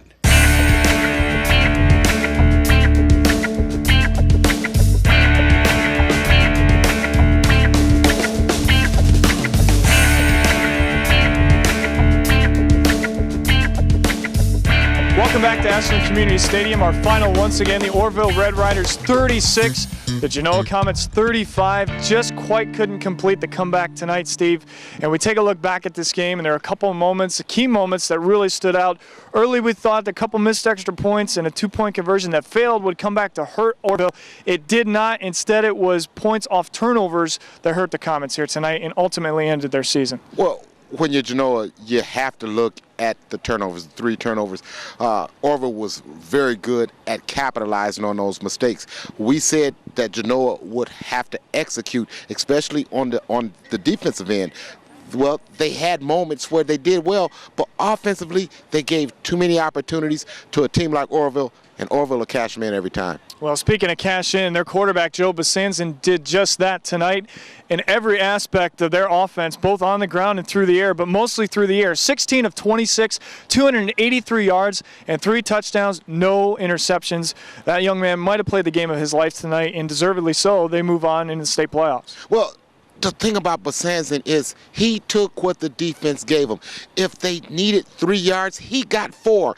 He had the uncanny ability to move away from the oncoming rush. I like, in particular, how he would pick up the hot reads. He understood where the blitz was coming from. He knew where his hot read was going. He went directly to that. He operated this offense. They have to thank him, really, for moving on in this contest. Well, Genoa able to do what they've been able to do all year, offensively on the ground at least. 326 yards total rushing, a couple of touchdowns by Greg Hillebrand, but down 26-8 at the half, Steve. You know, that puts yourself in a real tough position to make a comeback. They almost completed it, but the bottom line is, you know, Coach Vickers is going to tell them, you know, great game. You guys played with a lot of heart. You know, make the effort that we needed to have out there in the second half. But maybe if we had that kind of effort in the first half, we wouldn't be in this position now. Well, the whole thing is you get behind the 8 ball and you start scrambling. But kudos to Coach Vickers for not cashing in and getting away from his game plan. He danced with the girl that brought him here. The run game is what brought him here. They had an opportunity at the end. That's all you ever want, is for your team to have a chance at the end. They had a chance. They just came up a little short tonight. Well, unfortunately, Genoa's season comes to a conclusion here tonight in the regional semifinal to the Orville Red Riders, who are no strangers to the state playoffs. 13 previous appearances, 3 state title appearances, and 1 state championship back in 1998. They beat a team as strong as Genoa or stronger en route to winning that title in 1998. They might just do it again here in 2009, and I know both you and I believe that they have the talent to possibly make this thing happen again. Well, they definitely have the scheme, the offensive scheme. They have the quarterback. They have the running game. They have everything in place. We'll see how far it goes. Well, they've got a tough matchup next week with Ottawa-Glandorf. That should be a whale of a ball game. Thanks for joining us tonight. From my partner Steve Taylor and our entire hardworking crew, I'm Andy Sanzata. We'll see you next time on the Toledo Sports Network.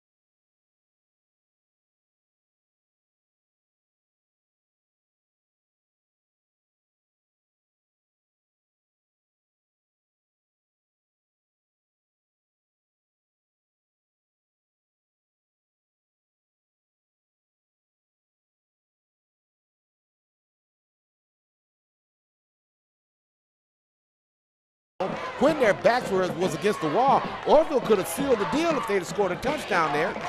It gave Genoa just the inch that they needed, and boy, are they trying to kick the door open. So now we'll see if the Comet defense can answer once again.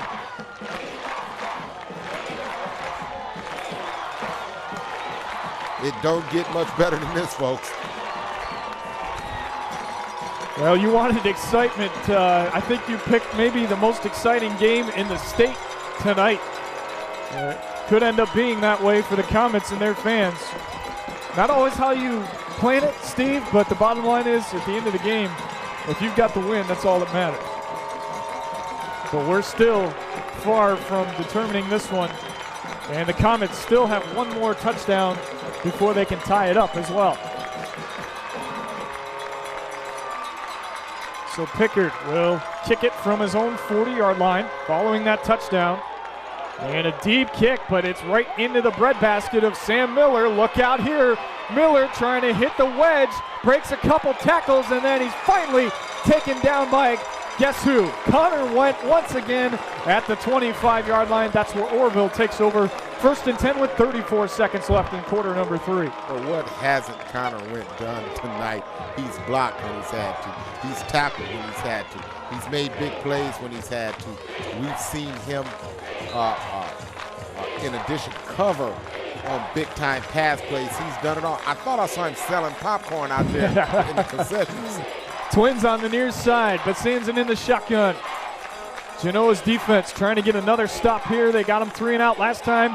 And a quick screen, incomplete. They tried that little flanker screen to Jordan Thomas. The throw was low, the ball was dropped, and maybe for the first time tonight, we are seeing Joe Basanzin a little not sure of himself right now. Well, what you see is better coverage. They're disguising their looks right now. What you saw this time on the bubble screen was 4 Genoa Comets in pursuit of that.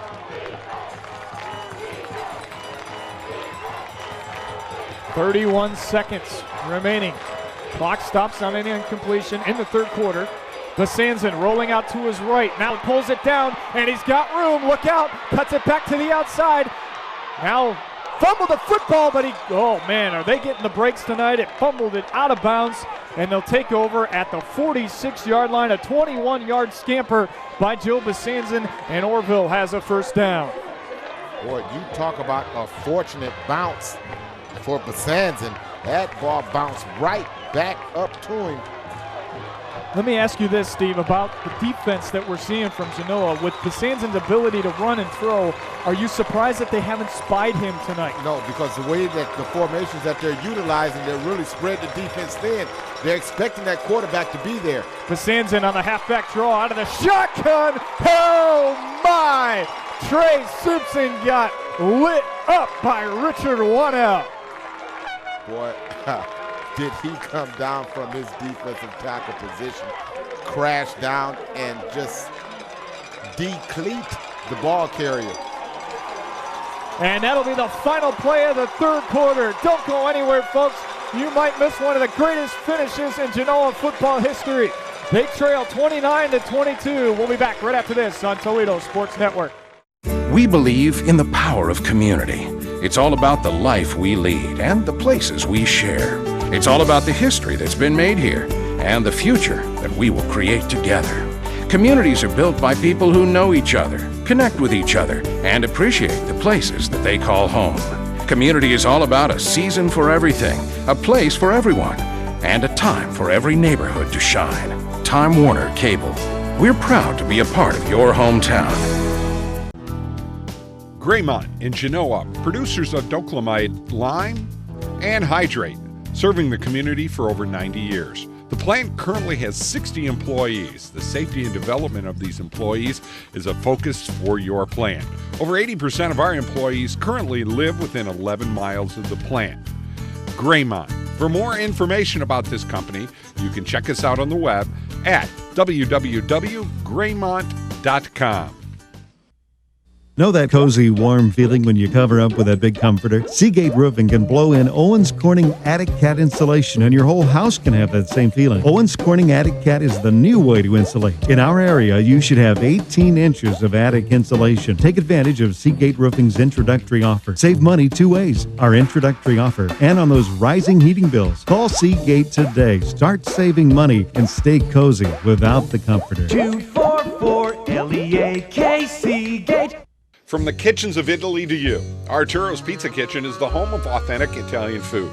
As one of the oldest independently owned pizzerias in Toledo, Arturo's Pizza Kitchen has been serving since 1988. With pizza, salads, award-winning subs, chicken chunks and wings, Mom's own lasagna recipe, and our famous cheese sticks, we have it all. Never frozen, always homemade. Arturo's Pizza Kitchen, 385 East Andres in Northwood. Hungry? Call Arturo's, 419-698-1641.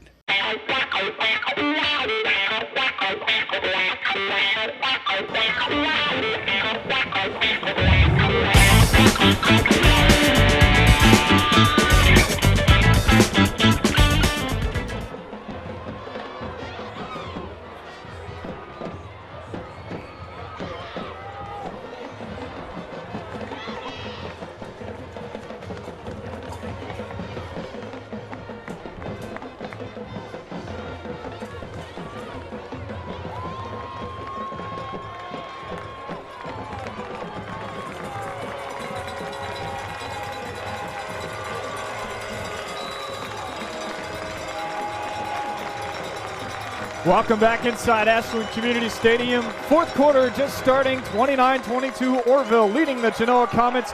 Joe Besanzan, the quarterback for the Red Riders, out of the shotgun on the 2nd and 8, takes it inside Genoa territory down to the 47-yard line to bring up a key third down once again in this football game. Well, this here is a huge third down for the Genoa defense. Confidence-wise, they really need to come up with a big stop right here, get that ball back for that very, all of a sudden, red-hot offense. 3rd and 3. Jordan Thomas split out to the near side, almost nobody covering him. Now Roberts finally gets out there to pick him up. Twins on the far side. Besanzan runs it out of the shotgun, has blocking and gets the marker as he moves it inside the 45 down to the 40. Knocked out of bounds in front of his own bench, but that's a big first down pickup for Joe Besanzan and the Red Rider offense. Well, once again, Besanzan does a great job at reading and taking what the defense was giving him. Ran away from Wanell. Wanell had him dead to right. But the clock stops because he went out of bounds. 11:15 remaining in regulation, 29-22 Orville. They had an 18-8 lead. They stretched it to 26-8. That's the largest any team has had tonight. Besanzin looking to throw this time, under pressure, rolling out, down the sideline, throws it up, it's caught. It is caught by Dylan Corbett. I don't know how he took that ball out of the defensive back's hand, but that is a huge conversion for Orville. You can tell Besanzin, and you can look on this replay, how he's flushed out of the pocket, but you see what he does. The smart thing he does, Andy, is he throws the ball high. He understands Corbett has the ability to go up to make a play. If he underthrows that, it's intercepted. So he throws it high, lets Corbett and go gets it. 6 foot 185 is Dylan Corbett. He's got plenty of ups getting up to that football. Besanzin on the screen. It's complete to Miller. Look out. Sam Miller in the open field and into the end zone. Touchdown, Red Riders. Once again, the bubble screen really doing in the Genoa Comets. Wanell's coming in. Riders limping after that touchdown as he heads to the sideline, but that was a big, big touchdown in this football game, and Orville can take a little bit of a deep breath now as they've extended that lead back to 2 scores. Well, Besanzin over 300 yards passing the ball thus far in this contest. But again, how he just takes the air out of the Genoa Comets time and time again. When he needs to make a play, he does just that. I mean, Steve, if this kid didn't play in Division IV, you might be hearing about him a lot more often. He's like a diamond in the rough tonight. A lot of people that will see the tape of this football game are going to wonder why nobody has heard of Joe Besanzin other than the people in Orville before tonight's game. The snap is high, the hold is down, the kick is up, but it is right through the middle. And a big extra point there for Orville. They had missed 2 in the first half, and it's back to a 14-point lead. It's now 36-22. Well, so that quiets the Genoa fans a little bit for the time being. Orville trying not to let this lead slip away, and Hubler bombs this one into the end zone, and that's an automatic touchback as it goes all the way out of play. How about the tight end and the leg on that young man? Wow. So 10:43 to go. You really need to answer here. It's not panic time yet.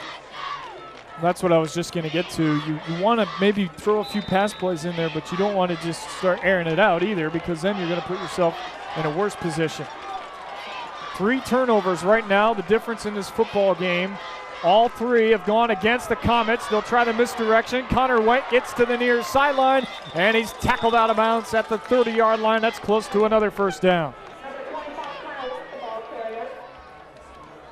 They continue to use Connor White to get to the edge. He has the speed and the ability to get to the edge.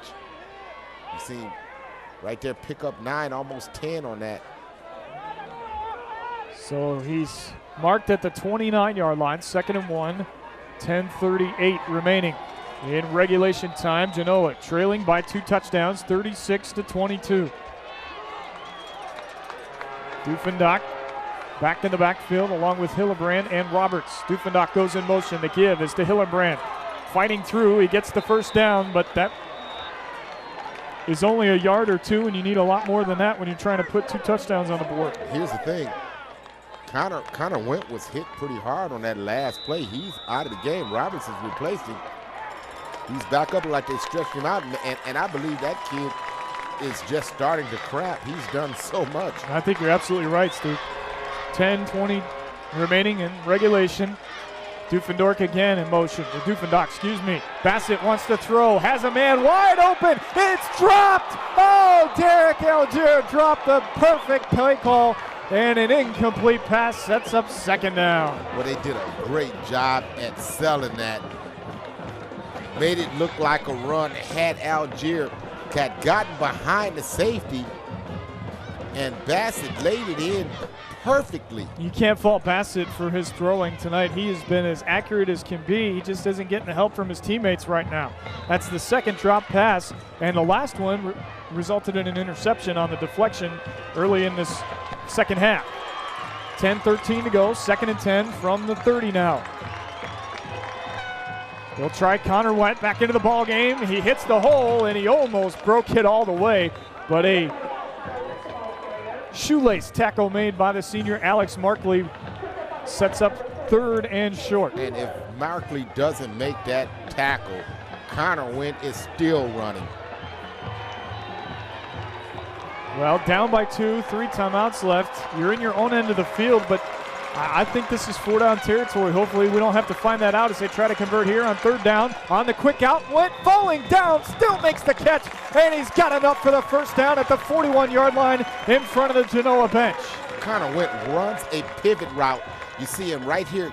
Go, gives it a look like he's going to break it in. He just takes and pirouettes back toward the sideline and starts to fall down, has the presence of mind to still reel that in. But again, that's Bassett and Went on the same page. He didn't get out of bounds, so the clock moves now. And the handoff to Dufendock. Tries the left side. He's got some room.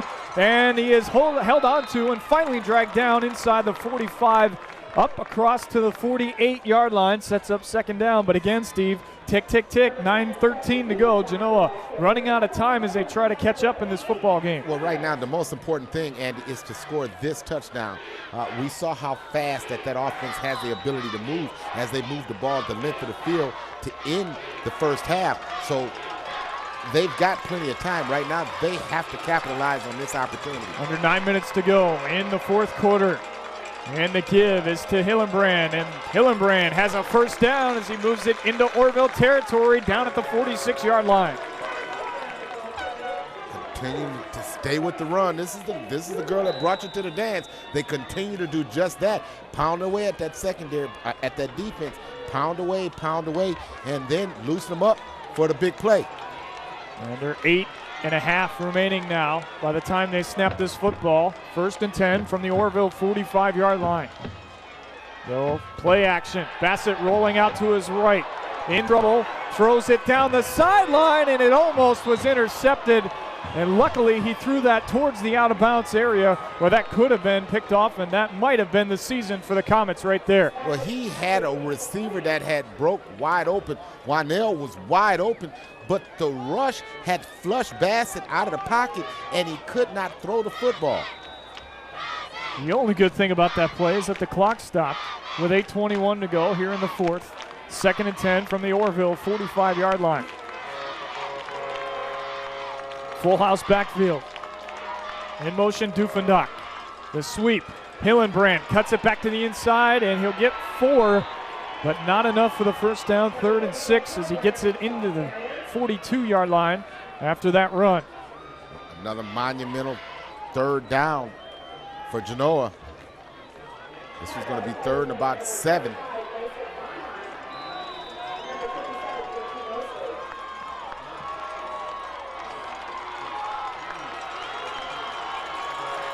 Twins on the near side, one split out wide. It's 3rd and 7.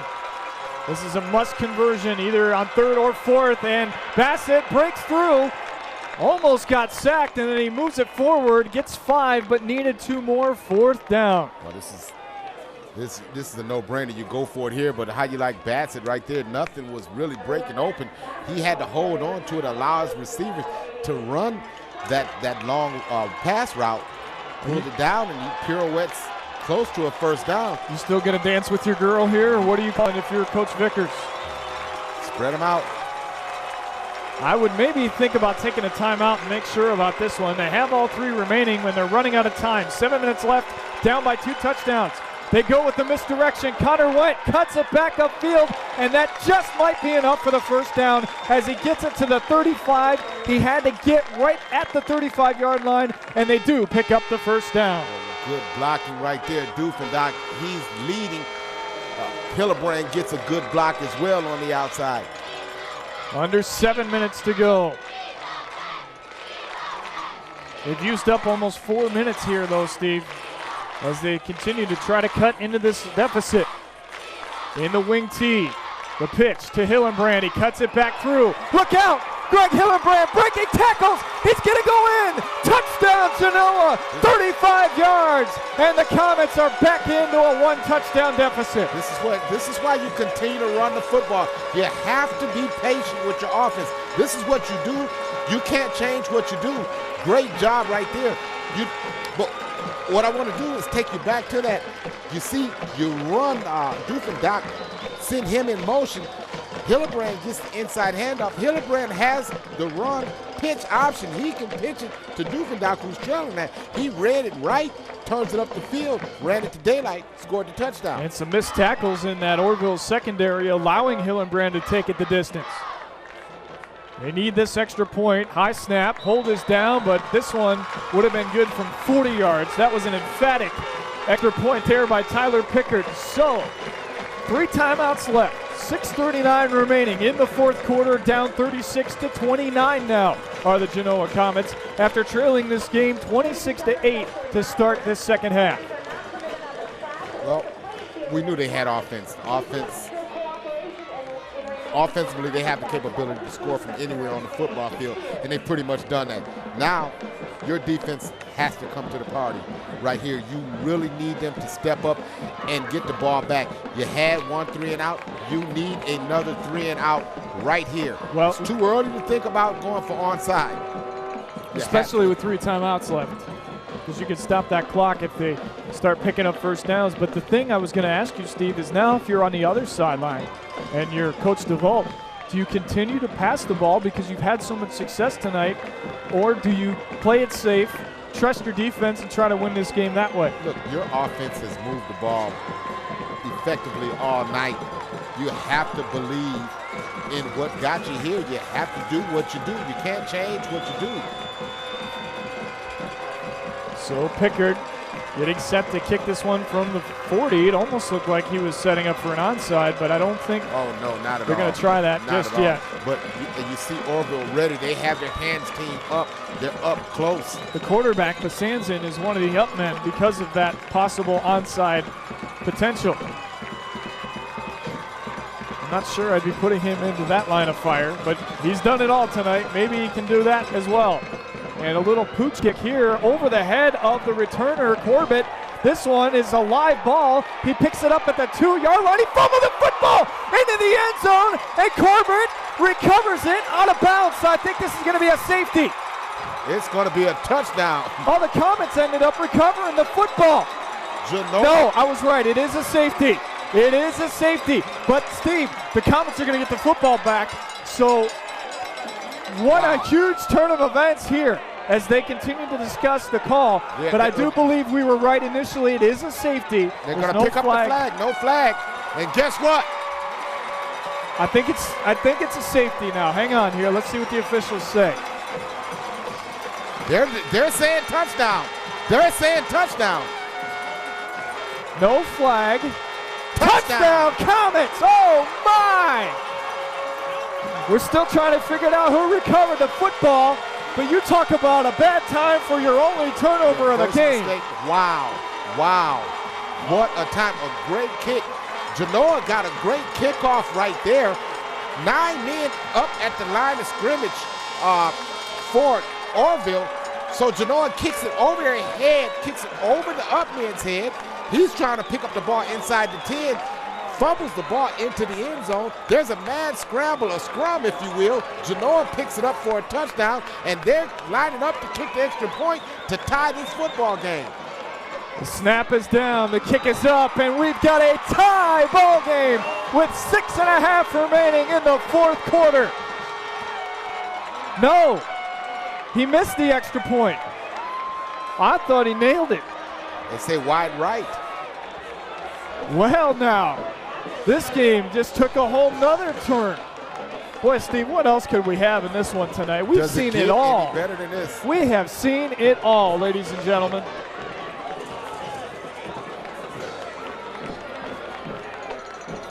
Well, it's funny. We were talking about in the first half, 2 missed extra points and a failed 2-point conversion. Then Orville could not convert, and would it come back to hurt them? Now, Genoa could have their season hanging on 1 missed extra point tonight. Wow. Well, you're right back in it. Now, you talk about a turn of events now. And if you look at the Orville team, you see heads down, hands on their hips. It's not a time to start to sulk. And you see some of that in the body language of the Orville Red Riders. Well, there's a reason this team was 11-0, my friend, and you're seeing some of the moxie that they've shown all season here in this fourth quarter. But to Orville's credit, they've scored more points than in this ball game than Genoa has given up all year. 6:32 left in the fourth quarter. Comets trailing 36-35 after the missed extra point. Pickard again with a short kick. This one's going to bounce. Well, what's going to happen is they're offside. Genoa's offsides. That's going to And there was about 4 Comets that was offside, so take your pick on that one. Maybe a little bit too much adrenaline pumping on that burgundy sideline right now. A lot of Uncle Mo is pumping on that sideline, but another well-placed kick right there. This one for now. You know, if I were the Orville returners, I would have one guy up about 15 yards right now, and then I'd put Miller dropping back now into that. That's exactly what they're doing. Nice call, partner. So both teams with 3 timeouts left, and this one is anybody's football game right now. Well, last one with the ball is a rotten egg. So the Comets called for the offside. Back it up to the 35-yard line, and Pickard gets set to tee it up once again. A low lining kick is fumbled, and that's where it'll be recovered at the 37-yard line by one of the up men. That's number 41, Cody Rice, on the recovery. So Orville with solid field position, and now whatever you were thinking on your last kickoff is out the window. Orville has to go back to what got him here in the first place, and that's successfully moving the football with their quarterback, Joe Basanzin. They have to win the game now.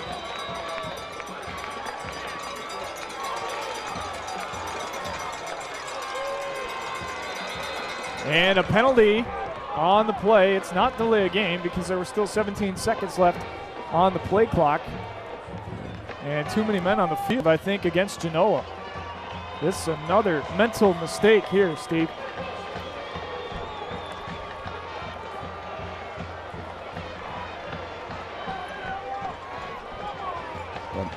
Another time for a bad penalty for Genoa. They've shot themselves in the foot several times via the penalty. 6.5 left in regulation, 36-35. Orville clinging to a 1-point lead. Basanzin on the quarterback draw. Look out. He's got open field. And a 15-yard gain moves it down to the 45-yard line of the Comets. Genoa fans thought he fumbled the football, but he was clearly down. He was down. And Orville takes over 1st and 10. You know what, Steve? The way this one's going tonight, you might as well just let him into the end zone and try to tie it up with a 2-point conversion and take your chances at overtime. I'm not suggesting that. I'm just saying that that's the kind of game that we've had. Wow. 6:10 remaining. Tick, tick, tick. Orville trying to run this clock down and hang on to keep their season alive. Man in motion in the shotgun. Basanzin rolling out to his left. In trouble. He is get out of the sack, and he somehow turned that into a gain of 1 on the play. But in this game situation, you've got to be able to make that tackle, and you cannot let him escape even though it was a minimal gain. Yeah, good pressure right there on Basanzin, but Basanzin is the ultimate escape artist. We saw him time and time again do his impersonation of Houdini, and how he got out of that one, I really don't know. But the kid is stronger. He's got a low center of gravity.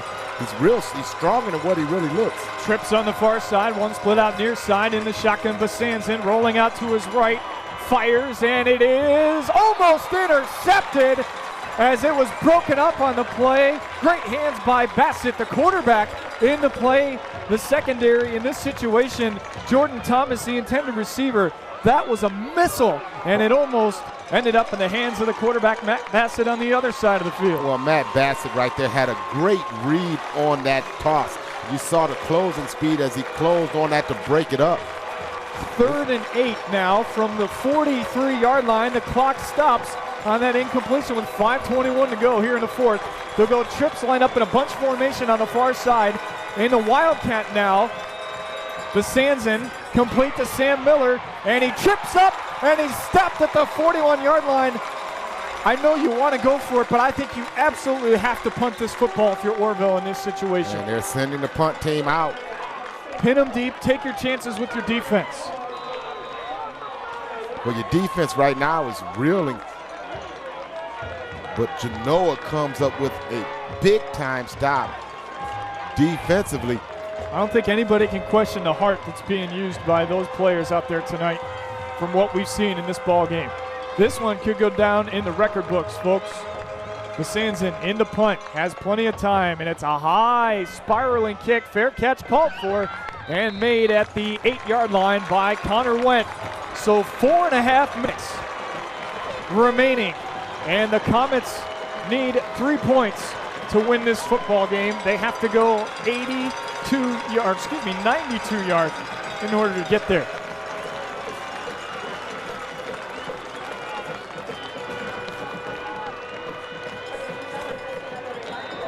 Four and 35 left in this one. This one has turned into a great football game. You saw Bassett come in to play defense. Besanzin's out there now as well. In motion, it's Connor Went on the end around. He gets the carry, and a holding penalty is going to back this one up. Dufendock got caught in the backfield, and they're going to move it back half the distance of the goal, and a big penalty right there against Dufendock. Well, not the way you want to start a drive off. Bad news is it's holding. The good news is it's only going to be about a 4-yard penalty. But when you're at your own 9-yard line, it's probably as bad as a 10-yard penalty. So now you've got to go 96 yards for a touchdown. And, you know, the long on the year for Tyler Pickert, field goal-wise, is a 45-yarder. So he has the leg, but he did miss the extra point. So you have to wonder if maybe right now he might not be all there mentally. Well, if you're just joining us, you missed a good one.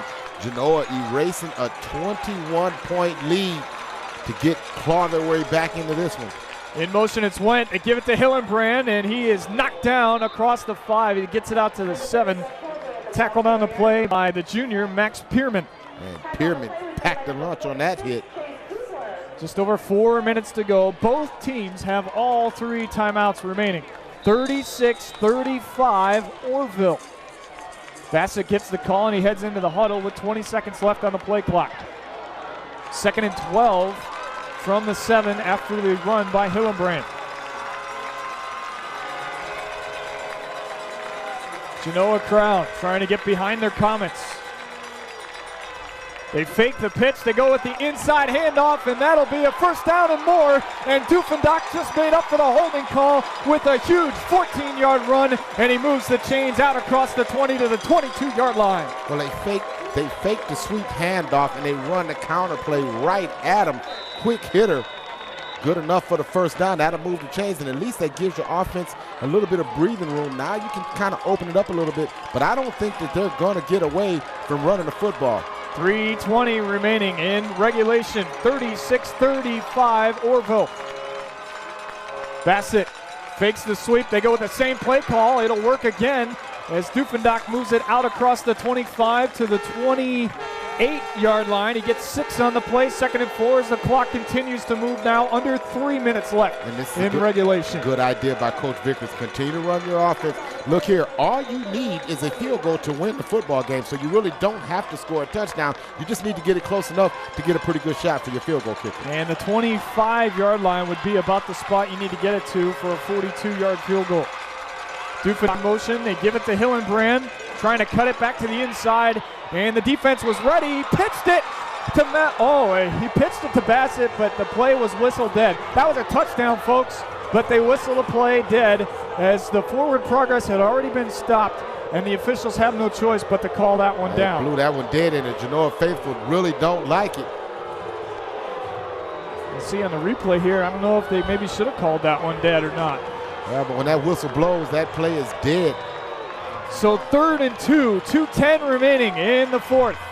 36-35, Dufendock on the carry, slips, regains his balance, and he's going to be pretty close to this first down. I think they're going to have to measure this one. They're going to have to measure this one. Dufendock did a good job to fight for it.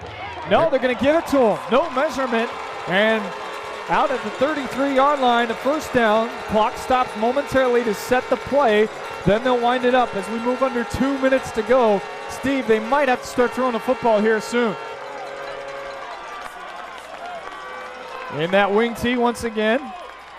They'll give it to Hillenbrand, and he muscles his way across the 35 out to the 36. And they will. They'll call their first timeout right here.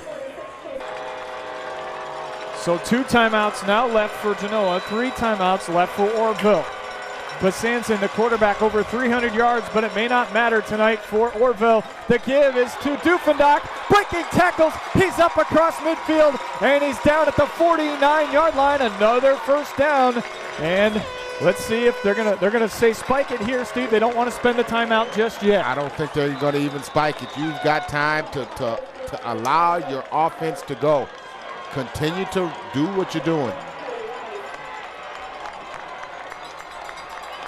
First and 10 from midfield. A give, inside handoff to Went, and he's stopped after a 2-yard gain. Now you have to use a timeout here.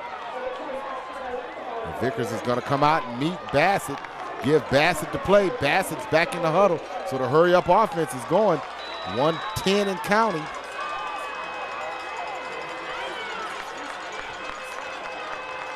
And the wing tee again, a minute remaining in the fourth. Bassett pumping, rolling out to the left, and just throws this one out of bounds. It might be intentional grounding, and it is. I think he got outside the tackle box, but he was being pursued. No receiver over on that side.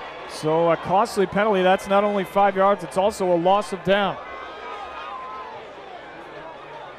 Brings up 3rd and 8 now.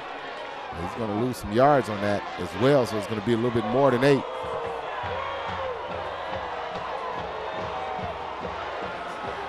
Must be a 15-yard penalty because I don't know why they're going back this far. Yeah, because the penalty is where the spot of the ball was thrown. You're right. So it's a 5-yard penalty. So this is going to be a huge one. And it's going to bring up 3rd and a mile. Now you've got to throw it. Twins on the near side. Went split out man-to-man on the outside. 3rd and 19. Bassett throwing. And it's out to the sideline. Algier, the intended receiver, and Dufendak looked like he got hit on the